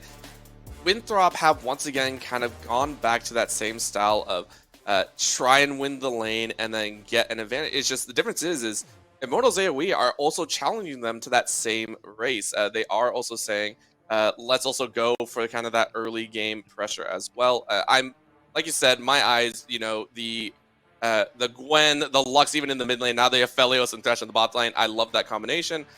It's still Winston. Winston still feels like that mega star that the spotlight just hit right on top of, and it'll never shy away. Yeah, and I think in this game especially, I fully agree with that. Winston has to pop off from the Olaf. You don't pick the Olaf for a late game. You pick it for the early game here. You have the lane set up to do it. Mid lane is eminently gankable. You've got great gank assists with the Lux. You don't even need the binding, honestly. Just the slow is enough to start landing those axes. And Ivano, when they hit level 6, you know, Winston's not going to be far behind. Olaf counters that. Top side into the Jax. That's a pretty good lane to look for ganks as well. Yes, Jax can hop away, leap strike away, but if they ever leap strike in to fight Anime Girl, you can punish that. Bot side as well. Ezreal, definitely hard to punish, but maybe you can look for that Gragas. And if you take off, you know, you absolutely pop off here. Not a huge front line, though, for Immortals AOE. So definitely, again, a very mechanical game that has to come through from them. Yeah, mechanically insane, of course, as well as Winthrop. I'm very, very curious to see whether Mordio or Vex will play that Graves better. This is going to be the first time that we actually get to see double Graves come into the game, right? It's a very new innovation that's come out into the Rift. It's fantastic to have. No, it's actually the Ezreal. It's going to be very, very fun to watch that Ezreal be able to pop off and enjoy, especially in combination with the Gragas. So not only that, I didn't get a touch on it because I'm not sure if it was going to be super relevant, but it feels a little bit weird because the Gragas usually I like to see with a bit more hard all in, but to see that level of kind of like a pseudo enchanter or pseudo sorcerer throwing out the barrels, you know, trying to get the belly stands and everything, will that combination work as well as Winthrop? Hope it will in the bot side. That's the big question, isn't it, here? I mean, I don't hate the Gragas pickup in terms of what they're looking to do. I mean, you can build tanky Gragas. That is an option, which would work very well with their composition. It's more utility than anything else. And as we said, as Travi has pointed out multiple times on the analyst desk now, these teams thrive in chaos, right? Winthrop in game 1 absolutely excelled in it. And if your explosive cast does it right, you know, and knocks everybody up, isolates Winston going in, you kill off Winston, you turn the fight 5v4. That's a possibility. If you can catch Meech out of position, doesn't have to knock them into you, just off to the side or something. Same with Shoshi, and allow, say, Mordio or Mabud to just hop on them. That's going to work for you really well. And more importantly, all of this creates space for Vex on the Ezreal, who's just going to want to kite around the edges of the fight here. That'll be the big option for everyone to kind of keep eyes on. So many things that we have to watch and be careful of, as again, this is game 3. This is the game to be able to move on, not have to worry about falling into that double elimination bracket side. No one wants to be on the cusp of being eliminated here in this group, and it's going to be a phenomenal time here as we do get underway. And this time, it ain't no battle lines drawn. It's full on under the cover of darkness. Both teams actually opting to send it. Vex, of course, on the scouting mission on defense. That's the accident. Oh, okay. Vex had to start Arcane Shift there to stay safe. And hey, you do what you got to do to get out. But the early lane is going to be absolutely brutal now for Vex, that level 1, until you can hit that level 2. And overall, I was just going to say, I'm getting flashbacks to last night, right? We said it earlier, you know, but Radiance versus no teams, that's what happens when both teams sort of group up and look for those level 1s here. And I think it greatly favors IMT AOE. Winthrop is lucky they didn't run into IMT AOE. And in fact, even actually get all the vision down on that top side so they'll be able to track Winston. Yeah. Really want to keep track of where that Olaf will go. And so far, it seems like they maybe have some good information because they realize that, hey, we got invaded as well. Let's go ahead and clear that out real quick. And Mordio doesn't have to worry about. Good guy Kenji saying, listen, I could take that ward. I could get, you know, I think an extra 25 gold, and now I'll give it over to my jungler. I actually don't know how it works for junglers. I know the laners get it a lot of times. They'll hit level 2 a little bit faster here. So I don't know if it's necessarily better to have given it to Mordio. We'll have to see how that goes. Instead, we got treated to watching the top lane a little bit, and you can see the level 1 already quite different. It's worth noting as well, both top laners running Ignite, not Ghost. So when these top laners decide to go for the kill, they're going all in. There's no backing out there. You either win or you die. I love that fact so much. I didn't even realize it, but I'm so happy that that happened because now anytime the camera goes up there, someone's dead. Someone is 100% dead. I love that you pointed it out. I can't wait to see what happens because, again, Mabud has something to prove here, has that opportunity to really show up because so far we also panned over Ivano. Not enjoying mid lane so far. Again, this is not corrupting potions. Once you use those consumable pots, they are gone. You do not want to spend another 50 to 100 gold just trying to sustain through lane. Yeah, and as a Cassiopeia here in the early game, you're not necessarily trying to kill anybody. You're not trying to trade either. If you're trading with a Lux, you're probably going to be on the shorter end of the stick. You just want to power farm the best you can with that tier. In fact, we see that their healths are even. That's because Shochi is eating turret shots, trying to get the poke down. If not, this would be a much more one-sided lane this early. We do see is a little bit of poke. Again, the Glacial Augment Thresh is making its return. As Vex and Kenji, though, are showing a little bit of a rebuttal, right? You saw the damage that Trevor did take. Vex and Kenji still doing okay, so that might be their window of opportunity here, as they are also going to hit level 3. Yeah, Vex and Kenji going to be perfectly fine with this. They've frozen the wave in a perfect spot for themselves here, so they're perfectly fine. Ivano, though. Oh, yeah, you tried to take it, and with Barrier already down, Shochi will go ahead and take a solo kill. Shochi looks really comfortable on this Lux. That Lucian Singularity, the nice slow there. I forgot what the name is. The positioning was Singularity. beautiful, right? Singularity, perfect. Yeah. So you saw that Ivano literally couldn't get around it. It was so fat it took out the entire lane between the turret and the side of the wall. And Ivano, the moment you get slowed, the binding's so much easier to land. Shochi looks so good on this champion here, but it's not a CS lead just yet. And beside the fact that Ivano's died, Ivano's actually been doing pretty well CSing into the mid lane here. They didn't lose minions, very many minions to the turret either, so Ivano still okay right now. Winthrop, they're the ones this game who kind of say, like, the early game, we've got losing lanes, take it slow. We'll skill up. We've got a Jax, we've got a Cassio, we've got an Ezreal.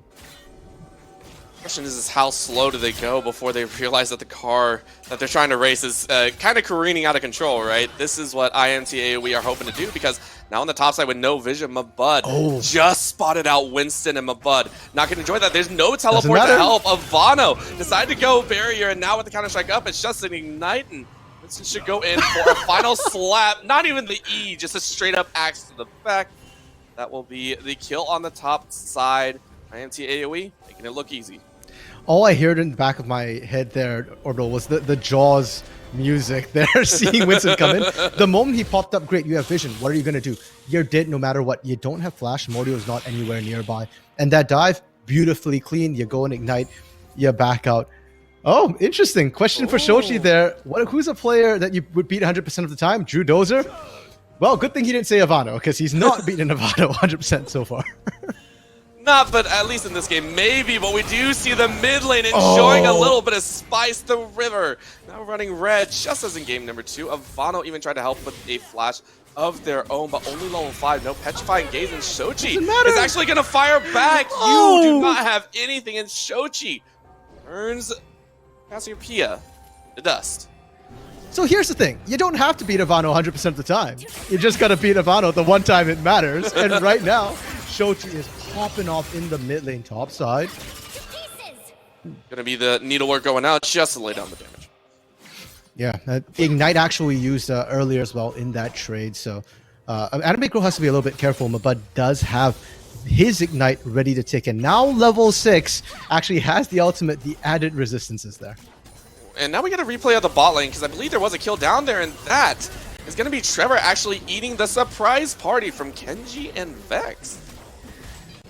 Okay, Meech just trying to get out here. I didn't even realize this actually happened while that fight broke up near the top side there. We were so focused on Shochi and Ivano, but you know what? Trevor dies. That's fine. He's the support, right? You die for your AD carry. More important, Meech is alive, and Meech is still farming perfectly fine. Dead even with Vex here. Vex and Kenji not able to shove it in. Speaking of Kenji... Well, Kenji said it's Roman time. It's time to enjoy the top lane, and Unfortunately, the wave is not prepped as well as they would probably like him. Bud is actually not enjoying that, so Kenji has to back away.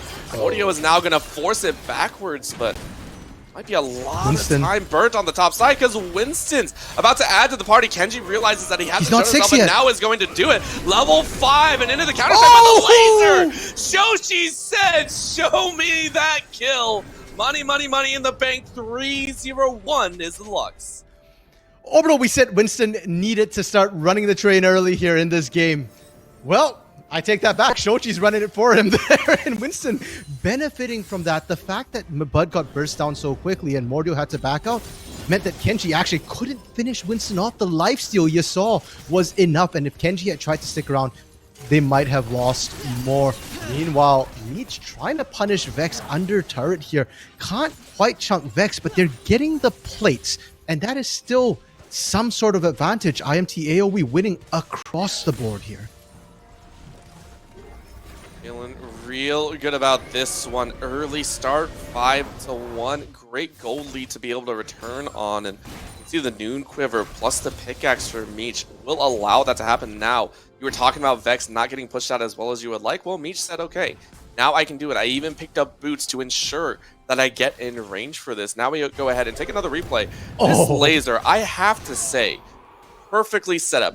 No one was expecting it unless you were watching that minimap. It looks so bad for Winston right there. Level 5, like he called out, phenomenal play by IMT AOE. Oh, bro, I'm sure you just did some good analysis, but all I saw was that final spark coming through because that animation was beautiful. It looks so cool there, and it's just the tip catching Mabud there. Now, a fight over the dragon buff here, but Winston a little bit lower in health, equal levels, and, well, smite changes means it doesn't matter. Almost got the seal going through. Mordio says that can't chance it. That'll be, once again, IMT AOE taking that dragon. Wasn't an Ocean Drag first. It is Ocean Drag second, though, so the game's still like, yeah, we'll still throw it in there. And it was Winthrop starting up that dragon as well, Orbital. IMT AOE effectively stole it just by walking in. And that's the side of the map where Winthrop can actually contest. If they go topside, they can't. Anime Girl is a level up at this point here. And in the mid lane, Shochi has prio every single time. Look at that. Yeah, but this is going to be a back turn as Shochi waiting for cooldowns to come up. Ivano actually might be able to heal off. Oh, you know what? You'll take that. Ivano getting a 1-for-1 trade and netting a 600 gold extra into the pocket. Now on the top side, that's going to be Needlework being thrown out a little bit slow on the ward and jump. But that means Mabud takes the full force. Mordio's coming. 3 Pog. Now it's going to be Mordio's turn to try and help out. But how much damage can you really do? Counter-Strike is up. Gets the stun off just in time. That'll be Mordio keeping it even. 6-3 is the score. At least we're seeing some returns for Winthrop. Winston, though, the level 7 Olaf, and actually is run off. This has been surprising considering it's an Olaf, and Bud's allowed to walk away for free. So part of the problem there for Winston is that they lost vision on Kenji. So they know Kenji's not bot lane. They just don't know where Kenji exactly is at that point in the map. So they were worried that, hey, if Kenji shows up, it's a 3v1. I do not survive this. Well played. Oh, that's going to be Shoji having to burn the flash. If that flash wasn't there, that would have been another kill, and all of a sudden Shoji's on the back foot. But quick feet. Feet is what we saw right there. Quick hands as well to move said feet here, Orbital. And more importantly, that's going to secure them Herald. If Shochi had died there, they just rotate straight to Herald. But because Shochi lived, it's going to buy them enough time on that particular movement. And we are getting a bit of a replay, I think, on the 1v1 between Shochi and Ivano there. And full burst, great combo. The problem, I think, for Shochi was that you should have just backed up under the turret. There was no need to bait your cooldowns. Just keep running to safety. As it is, you trade 1-for-1, but you had the bounty, so you lost out. Yeah. And you also have to remember, maybe you're used to the fact that, hey, most mid laners are running teleport. This is a barrier Cassiopeia, right? That little extra thing in the beginning does help out quite a bit. Kenji now on that roam tried to get a little bit of an advantage, but now pinching in on the weak side, IMT AOE are going to run down that Gragas into the jungle, but Trevor actually getting knocked up and taken out. Kenji says, hey, I got you on the run. Shochi goes down as well. Mordio was able to take that one away with the red buff. And Winthrop walk away with 2. Not gonna lie, bro. For a second there, I thought IMT AOE was actually gonna turn that, but Kenji's burst damage this is not an AP Gragas that we're seeing here. This is tank Gragas. The base damages are just that high, and Winthrop, they're able to answer back. Worth noting, they did not get Herald though. Oh, and on the top side, we just flashed over that fight, and it looks like it is going to be safe, so we get to see this one more time. Yeah, Kenji is trying to get out, and they think for a second, oh, we got him, but Trevor flashing ahead, trying to do it, didn't work. And it was actually Ivano's damage as well that made it look so good. It was a 5v4, and if IMT AOE had managed to get out of that on even footing, it would have been massive. We come back, and Ivano's dead. Yep, Ivano is dead, and Winston running away, but the flash to follow. Mornio gets another shutdown, 3-1-0. Currently for this Graves is actually something to be feared. But again, Ivano in the top side, you saw it on the smaller screen right there. It was a bit difficult to fight a 2v1. Now, Meech is going to eat a little bit of damage, and Bud's here. Did get the knockback again. The Jax just wasn't in position to follow up.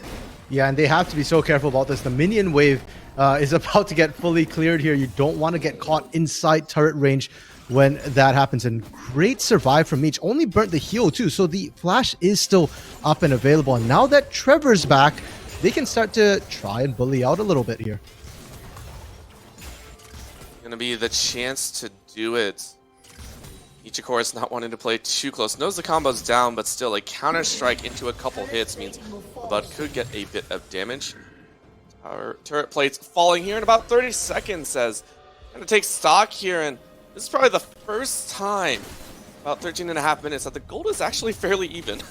Yeah, pretty much dead even here. Anything below 500 gold difference is irrelevant at this point. And Shochi, who had such a big gold lead, you can see, is no longer the richest person on the map. Mordio has caught back up with kills of their own here. And if the teams are equal, honestly, I feel like Winthrop's won out here. They've got the better skilling. Oh, well, Winston has to burn the Ragnarok. Rest of the team there to help out. This is going to be the collateral damage, but Kenji ready to play with a little bit of fire. True Shot Barrage comes all the way through, and does mean this is going to be a rough start because Winthrop is not in position to save their tower. They are in position to take the dragon.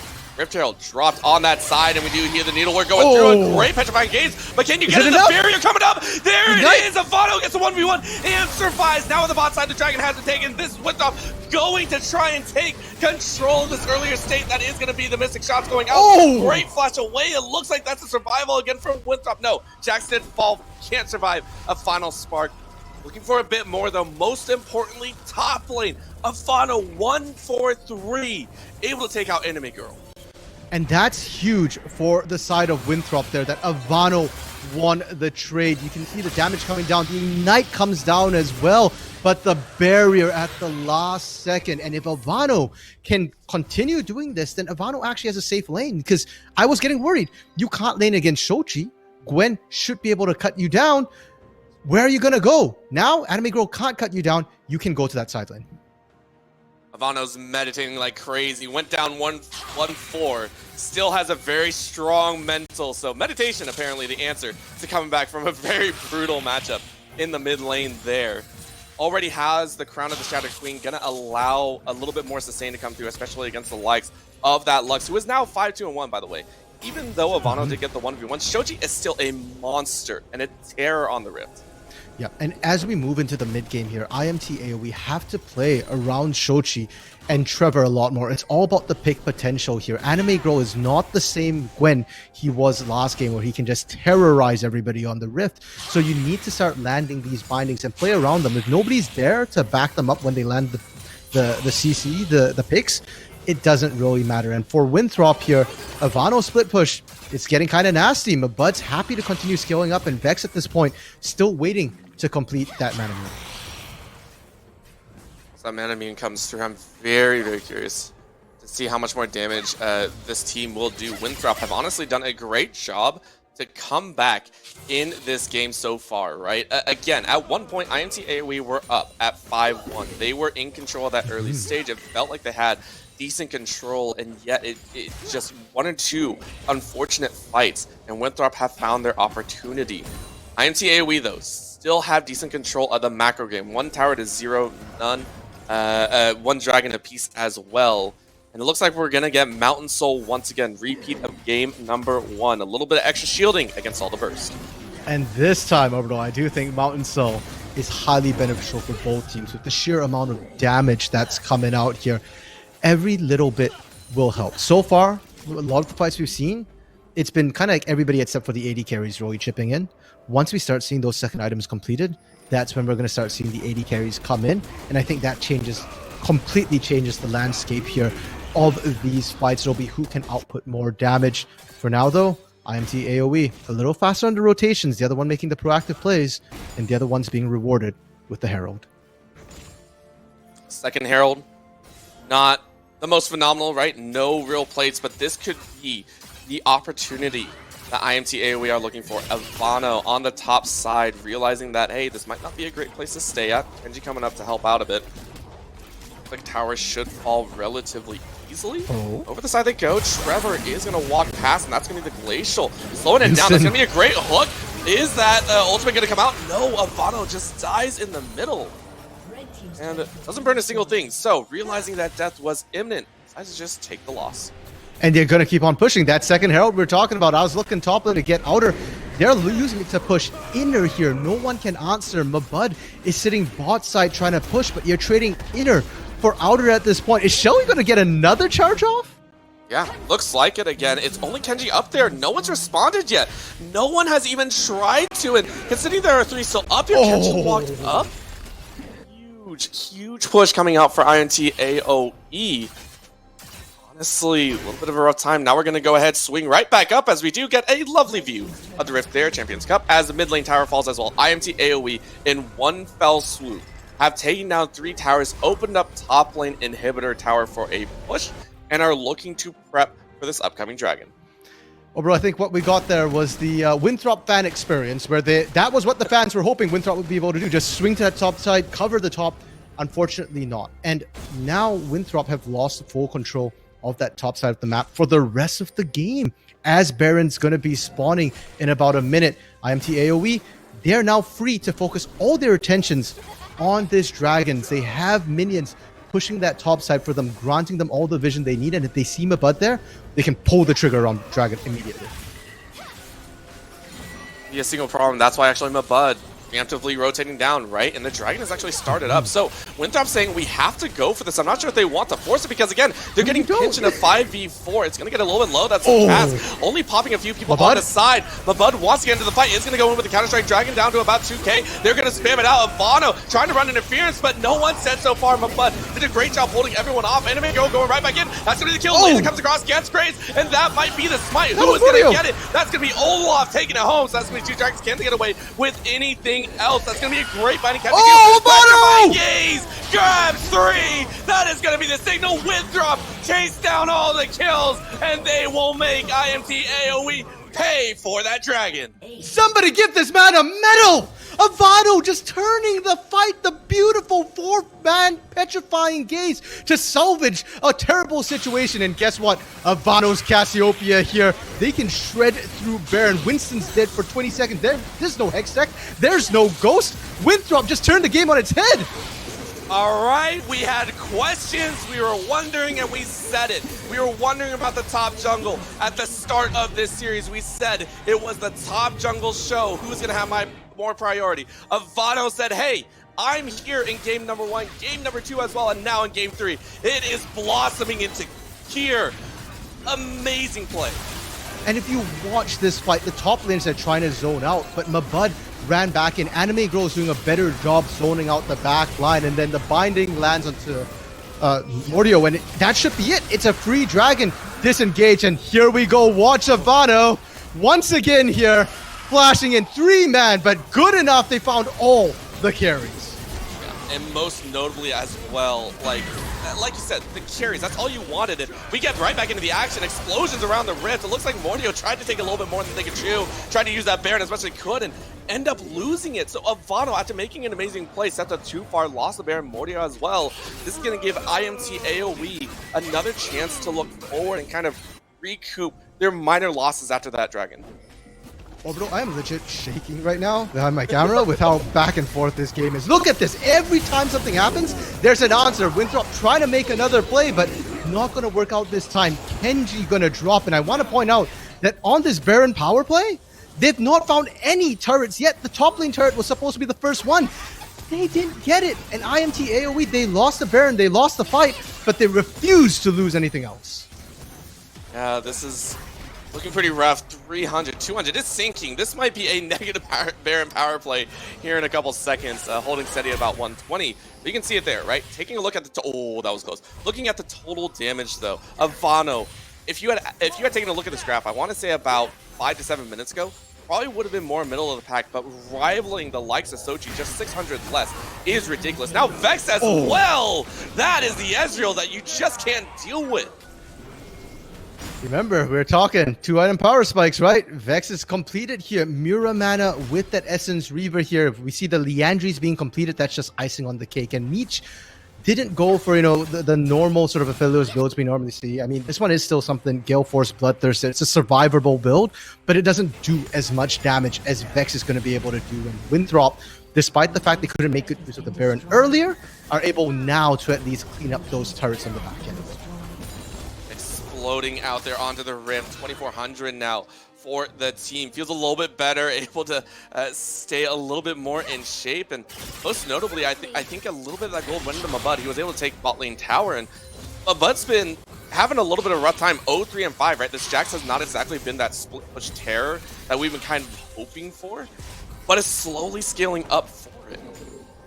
Yeah, and I think that's props to Anime Girl as well for being able to handle this lane, which was supposed to be a counter matchup, and even now still able to hold it. And that's allowing IMT AoE to try and match on other fronts. The problem is they've not been able to do that. Shochi, this accelerated pace has not worked to Shochi's favor because they're constantly pressing. Shochi can't set up the picks. Anytime the pick lands, Winthrop is okay with it. They're continuing to run into you, and that's the winning strategy for them. I said it before that Winthrop, you know, play it slow because you skill up. They've skilled up, and now IMT AoE need to play it a little bit slower here. If you get sucked into that chaotic pace of just constantly fighting, you're gonna get out damaged by Winthrop. This dragon should be a good indication to see if IMT AoE are able to take your advice, RMC. This is the point, right? 30 seconds in, you don't want to give another one over. You really don't want to face on Soul Point and Mabud to be on the receiving end of that damage. Trevor also ate a bit as well. It's just a little bit of a greeting. Morty, though, trying to take away this pink ward, almost not worth it. Almost. A little bit dangerous. Kenji, though, does get slowed down. Now they're going to get pinched. Winston has to ghost away. And that's an unfortunate summer to lose just as Dragon spawning. Yeah, they're trying so hard for this. Avano, just barely able to get out here. And it feels like the teams don't need to contest this as hard as they are here, but they're doing it because they want to try and get picks. Kenji, once again, being that sacrificial kind of guard right at the front, right? Eating that CC if they have to. Eating a lot of that damage. Avano as well. This is starting to get a little it's rough, right? You said it earlier, don't need to fight around the dragon. Why are you fighting in mid lane? Everyone just took damage, lost some summoner spells, and all that was taken was a dragon. It's an ego check. It's a skill check, and Avano might have just filled it. Oh, Avano, you flash down. Petrifying Gaze, but it's on Winston. Avano recalls in a bush and pays the price. That's like literally trying to take a nap in the middle of a battlefield. You knew everybody was there fighting away. And Anime Girl might have just walked into his death. Yeah. However, this time, there's a little backup, right? This is going to help out a little bit. Bud able to chase forward. Dodges out on the final spark. This should be Anime Girl. No way! Doesn't want to follow through because the rest of the team follows behind. But Bud came very close to a solo kill. Anime Girl getting bailed out by the rest of the team. Oh, that was tense. And with that 14-14 here overall, we're still incredibly close. Yes, there is a 3k gold lead in the favor of Winthrop, but they're struggling to leverage that gold lead because they can't quite engage onto IMT AoE. That last face-off we saw in the mid lane, realistically, you don't get anything off of it. Winthrop already took the dragon. It's just a kill. But that's in terms of material things, in terms of mental, in terms of the skill check there. IMT AoE now know, okay, we're still good for this. If we can get into another face-off situation, over time, we will win this. We are okay with doing that around Baron since it now spawned. And Another thing that I would like to note, we've been talking about IMT AOE and about their damage checks and everything. We got to talk about Winthrop, right? Yes, eyes have been on Avano. 377, we gave him a lot of credit, though, for the Petrifying Gaze. Let's talk about who has steadily been climbing in terms of damage scaling. Vex has been doing a great job. 403 has not died a single time. Unfortunately, not the Leandri's coming out here. Decided for the more defensive option in the Crown. Said, listen, I will burst someone out. I'm not looking for the hard poke. Let me burst. Let me do my job, take out at least one of the members, and hopefully the rest of the team can follow up behind. Oh, Mordio here. Shoji, very nice flash, and Mordio went for it. Is able to get away with the collateral damage. That could have been very bad, but again, that is going to be the Immortal Shield Bow. Very true. I thought they nerfed Immortal Shield Bow. That didn't even pop through the entire shield there for Mordio, and with all the attention that Mordio got. Was that enough? It has some MR. Is that correct? Yeah. No, I'm crazy, right? No, you're right. The MR probably saved him there, because I thought that Final Spark would have actually done more damage. And because Mordio dragged everybody away, Vex gets free chip damage. It's slow, but for Winthrop right now, like I said, they're okay with playing this slow. I'm going to touch on the Shattered Crown as well for a second. Picking the defensive item here, I think it's the right choice. Vex has to be the follow-up damage to try and clean up these fights. And that's been what's winning Winthrop a lot of these initial engages. Avano goes down, but Vex can carry on. So I'm perfectly fine with that build. I'm happy with it, and it protects him also from a lot of the burst that's coming up from IMT AOE. And the burst, and honestly, it's also the idea of Trevor. I want to point out Trevor has actually done quite a bit, right? Getting a hook on Kenji every so often, being able to pull one of the primary members in, and this is a nice bind. Trevor predicted something that I didn't see. Kenji was very much locked up. Could have been a lot of damage, but that has been the name of the game, right? Kenji has been hooked multiple times and has survived by the skin of his teeth. It's been impressive so far, just the seesaw battle of who is going to get caught out first and who is going to die from getting caught out.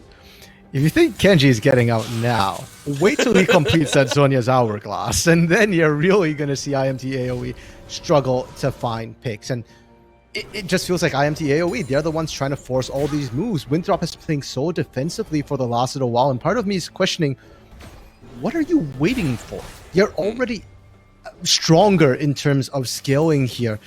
And for them to kick action off, it's either going to be Mabud hopping in there with that Counter-Strike, or it's going to be Kenji trying to make those plays. And so far, Kenji used to play defensively for the most part. A lot of those explosive casks used to kind of bail people out here. But at some point, it's not about bailing people out. You got to start making plays of your own, and I want to see Kenji do that. He's got the good sense to find those flanks. Also has the summoner spells up. As we do take a little bit of a check with Dragon coming up here in about 15. The only one without flash on the side of Winthrop is, of course, Mabud, but Avano, I think, has another about 30 seconds left. On the flip side, Shoshi is out for another half of it. Mordio, though, having to burn that QSS, is now going to jump away. That's going to be the catch. Firing right back. Huge damage, and no one dies once again.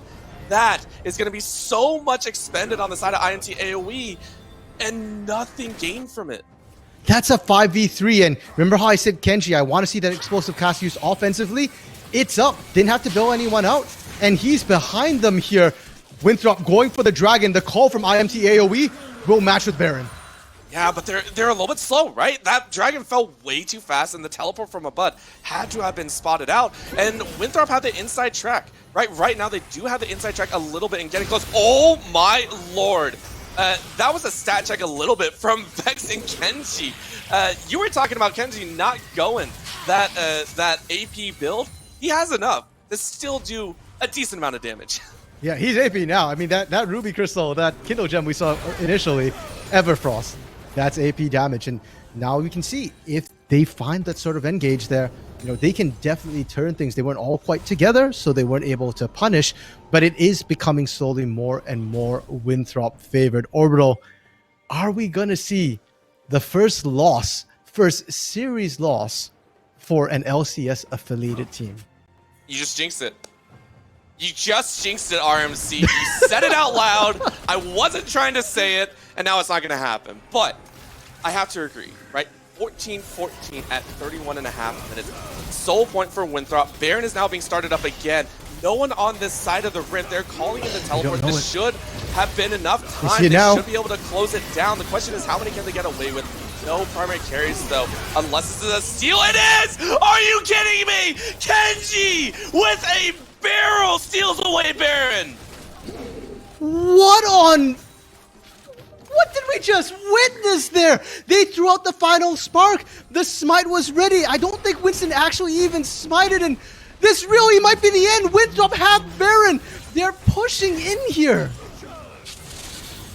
Kenji might have made the play that pushes Winthrop over the edge. It's a 4-1 push. Winthrop are saying, no, we can't push us 5 right now. Let's go ahead and split. Let's play this a little bit safer. They realize they have found the golden ticket. There was one left. There's a single one Kenji left. said? And Kenji getting caught out by Trevor. This is now pushing into dangerous territory. This 3-man squad cannot stay here for much longer. But Mordio is split pushing on that top side. They can't answer in time here. So despite losing Sir Kenji, Winthrop is still able to push in from multiple sides here. And IMT AOE will not go quietly into the night here. They're still fighting back. That kill burns about half the Baron here. Winthrop will get one more good push, but you're seeing it. If a binding lands, if a hook lands on the right target, that should still be a kill. That is still chances, opportunities for Immortals AOE to bounce back.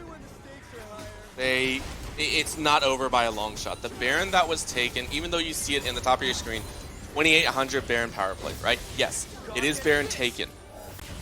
Winthrop did not expect to take it at all. They even, you saw it in what they were going for, right? They're even like, well, we got Baron, can we do anything with it? So it doesn't matter. They weren't worried about it. They didn't care.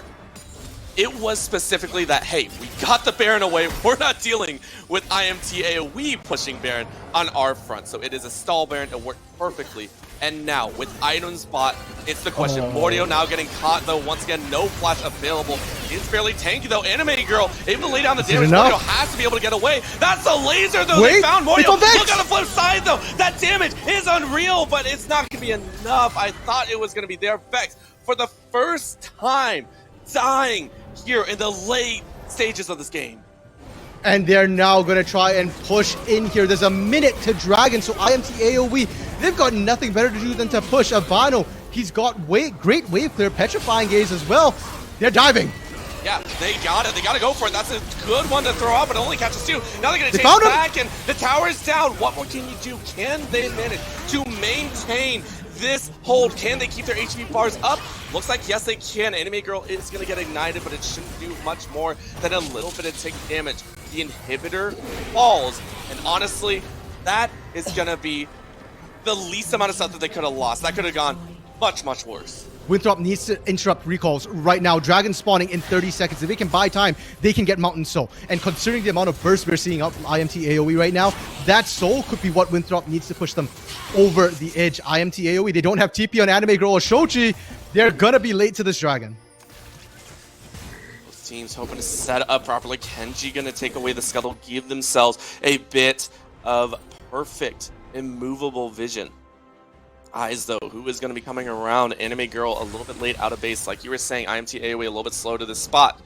However, Mabud still hiding in that mid lane, still trying to push and cause a little bit of chaos. Kenji, though. Kenji, I don't think that's where you want to be. Kenji faced this and is dead. What can you get out of that? Winston is getting very, very low. That's going to be the Gorge keeping him alive. Mabud on the flip side forces the flash out of base, and they're going to still fight. Vex trying to force it out. That's going to be redemption coming down. Should be enough burst out. Vex. Low Dragon. Dragon takes his life. That's going to be Abano, though, trying his best to maintain. Winston is trying. Mordio on the backline. It's Mabud and Mordio, the top jungle duo. Can they do it? Can Winthrop hold through on the win? Yes, they do. They get Olaf. It's a 3 for 3, but the 2 left on either side. It favors Winthrop again. It's a Shochi show. What is going on in this game? It's a mid laner's world orbital, and we just live in it. Abano again, beautiful petrifying gaze, but Shochi able to answer back. Mordio, he's a jungler, but even with the smite here, it's not safe. Shochi has to make sure that they push out Mordio before trying to take this one. They're gonna slow it down for half a second. This could be it. Kenji has to get back. That's another Singularity bursting out Mordio. Remember, Singularity is off cooldown. If a Binding lands, Kenji's this coming. could lead into so much damage. Collateral damage goes out. They're going to laser. They're going to jump in. They It's got gonna it! go the way of blue team. That is going to be IMT AOE, but they're going to lose their lives. It's going to be Shochi possibly falling down. So just gold into And the they grow. pocket of Kenji. Now Mordio caught into the wrong spot. That's everything that He they gets need. out! Over the wall he goes and he gets away. Most importantly, though, we are moving to a 7th dragon, the decider here, as both teams are sitting at 3 dragons apiece. I am literally dying, bro. I need heart meds after this game here. 37 minutes here, and they, you know what? Forget the gold lead. It doesn't even matter that there's 6k gold lead going on the map here. While that was happening, I was watching minions pushing into the base. IMT AOE was just trying to stall away, and now Baron up in 30 seconds. Shochi spawning in 20. Once again, no TP available. IMT AOE feel like they're lurching from disaster to disaster, but they just keep holding on. Yeah, and they have to be worried, right? The second smite from Kenji might be too strong, but there might not even be one from Winston. That's going to be Trevor. Caught out this time. Kenji was the one before. It's Trevor's turn, and most brutally, that is a 45-second timer. 45 seconds that you are without one of your engage options, without that Glacial Augment. Winston is going to have to pull off the impossible here. Going to have to try and steal away Anime Girl hiding off on the edge, and it looks like they're going to have to give it up. Potentially Did they spurting steal it? down Shochi? very quickly. No steal coming through. Laser a little bit slow. It was a good attempt here, and Mabud continues to try and zone out Winthrop this time. They've got the numbers to push in with the Baron buff. Yeah, and they're going to try and push it. Mordio trying to get a little bit on the edge, but it's not going to happen.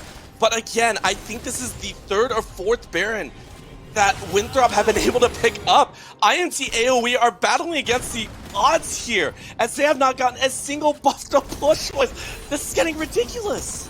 Hey, they're immortals for a reason. It's because immortals don't die, no matter how hard you try and kill them. They're still in it. We're gonna breach 40 minutes here at the rate we're going, Orbital. I don't know if this is the longest game we've had here in the Proving Ground Circuit qualifiers, but it sure as hell feels like it. And for Winthrop, hey, every time they've got Baron, it's been stopped by a pick. So they've got to play this a little bit carefully here, make sure nobody goes down. And if they just group up that way, maybe they can make something happen. But as we say that, Avano. Yeah, Avano's on their own, but the teleport comes in, and this is actually a pinch. Winthrop might have found it. It's a 3 versus 5 pinch. This could be the epic play. They got that they Shochi! want, and they do. That's going to be a catch on 1, but it's 1 for 1. Now the rest of the team is here. But look at the raw damage coming through. Anime Girl's down. Anime Girl's down. Mabud says, I want more. This is going to be it. Immortals no longer. They are running for their lives. Meech, full health, has to run for base. Avano at slash almost gets slow up, but Meech is able to stay away. No summoners available now. Has to try and get to safety. Winthrop with a huge advantage here is going to force Meech all the way back to the base, and that means the towers could be down. Winthrop on the cusp of victory. 20 seconds till Shochi is back up. That's the big one you need to threaten this. Mordio, it's their big turret clearer here, and can Meech clear fast enough? He doesn't have the right guns. He gets caught. Oh, he has nothing. He's dead. Winthrop had killed him off. No one up for 5 seconds. Shochi, I don't think it'd be a miracle. RMC, it has happened. It is GG. Winthrop, 14th seed, will take down the 3rd seed of Immortals AOE.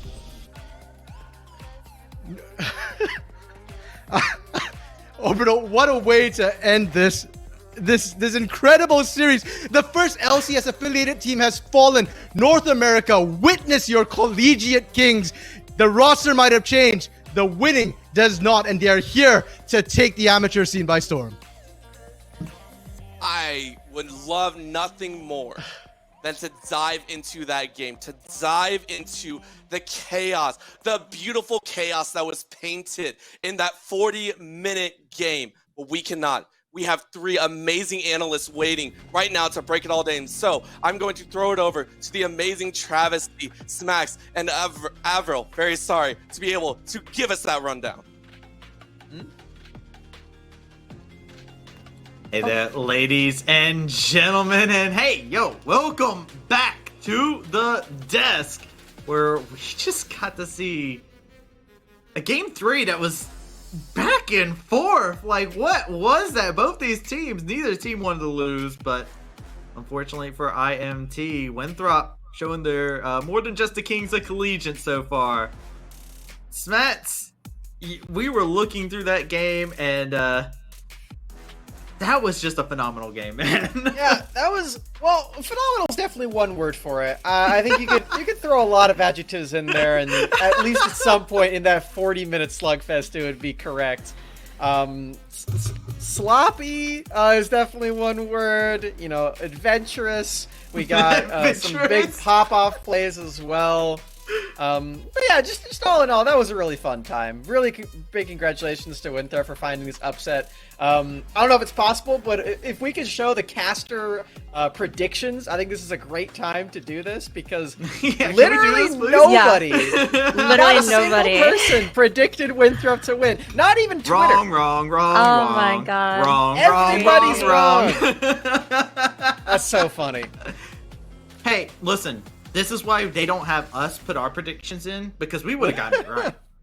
Like, I think I am on record saying that I thought Immortals was going to win, so I made a mistake there. I think I'm wrong too.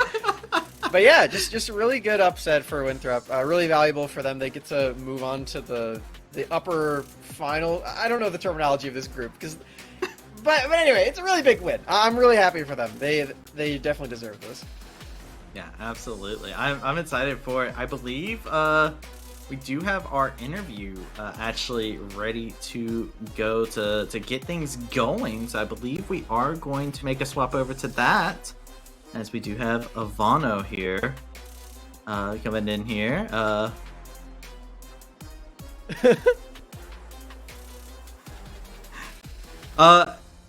Hey there, how's it going, Ivano?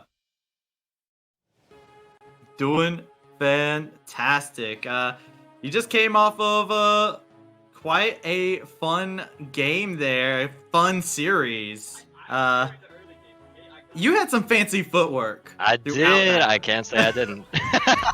But game 3, we got to talk about game 3 a little bit because we just came hot off of that. You had quite a phenomenal game 1 and game 2. Game 3 had some interesting moments. You had some of the biggest game-making plays, and then like had those interesting situations. So, how was game 3 going for you guys and the comms and whatnot? It was going okay up until I did the flash Cassiopeia and I hit 3 people at Dragon, and the whole room, like everybody's behind me, we all exploded, man. We all exploded, and they're like, "Yo, we got Baron!" So we went on that.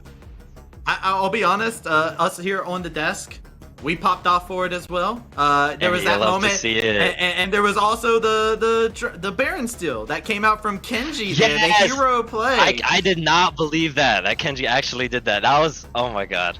I still can't believe it. Was he calling the shot there? Was he like, yo, hold on to this, I got this Baron? Or was that just him throwing the caster to win? He did not say much. He was just chilling there. He was like, wait, can we stop this? And then he ulted over, and he just got it. I was like, how does that happen?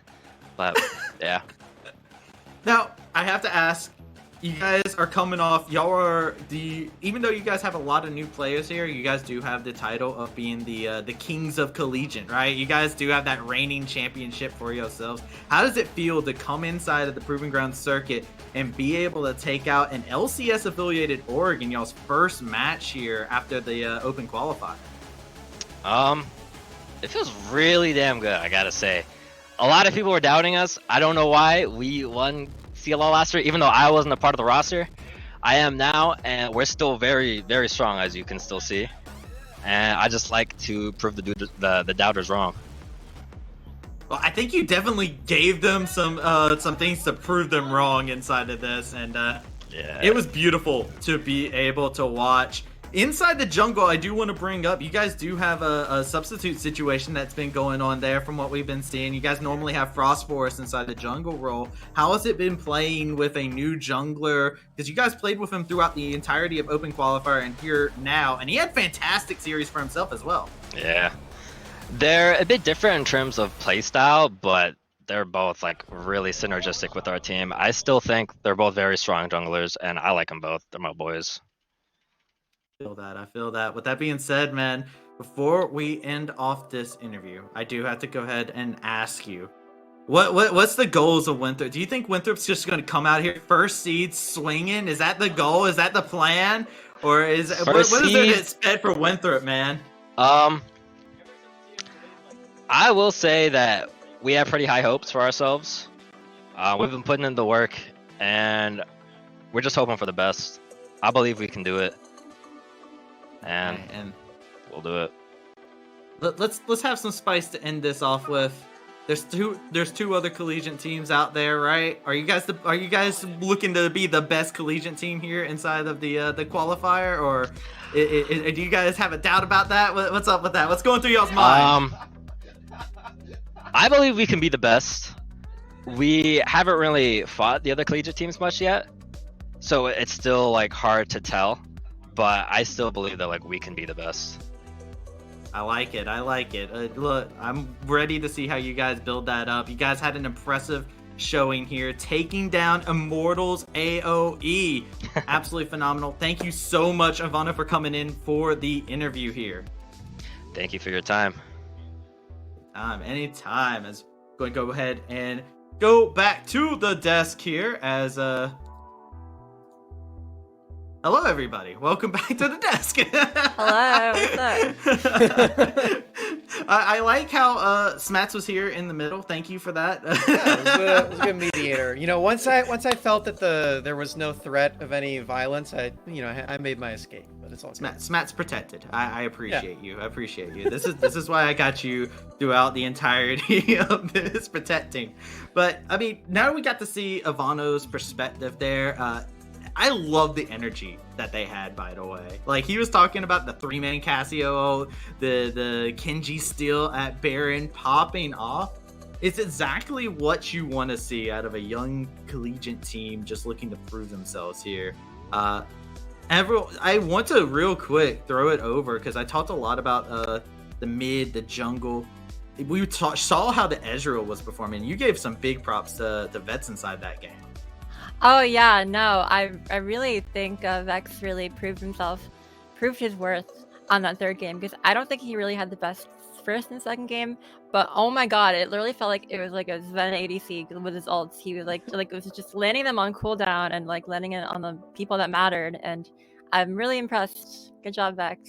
Yeah, I really like that performance as well. We saw a lot of really high moments for all the players on really both teams, but Winthrop especially, as they did win that game. I remember that specific Ezreal ult where it like ripped through 4 people and just chunked them all to half. Oh, that was so filthy. Them. I remember very specifically just it saying, "Oh, what was that damage?" Oh, like it was. You were really disgusted. Yeah, I was actually just And I mean, yeah, congratulations to Winthrop here, man. This is a huge win for this collegiate squad here that is able to be the first collegiate squad to actually pick up a dub for themselves so far after getting outside of the out of the open qualifier, and they do it against an impressive team here in an LCS affiliated org. Yep, really big moves. They, if you were watching both streams as well, you'll know that Immortals are not the only LCS affiliated amateur team that did get upset today. So there's just something in the air going on right now, Travesty. It's a good time to be watching some Proving Grounds games. Big ups to Winthrop and Taco Gaming as well on the other stream. Yeah. Now you say there's something in the air. I call it magic.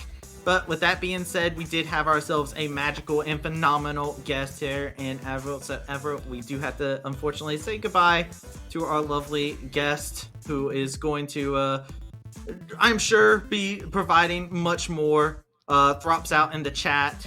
The hype never dies. Yes, drop that, guys. Drop that. With that being said, thank you so much. Make sure you guys check her out. She's phenomenal. She drops some fantastic memes on her Twitter, so make sure you check her out. Her @ is there. I can certify these memes. They are absolute bangers, so make sure you check them out. That being said, we're going to take ourselves a break. When we come back, we'll be getting ready for our next series, as it's going to be yet another exciting one with Supernova taking on Dare.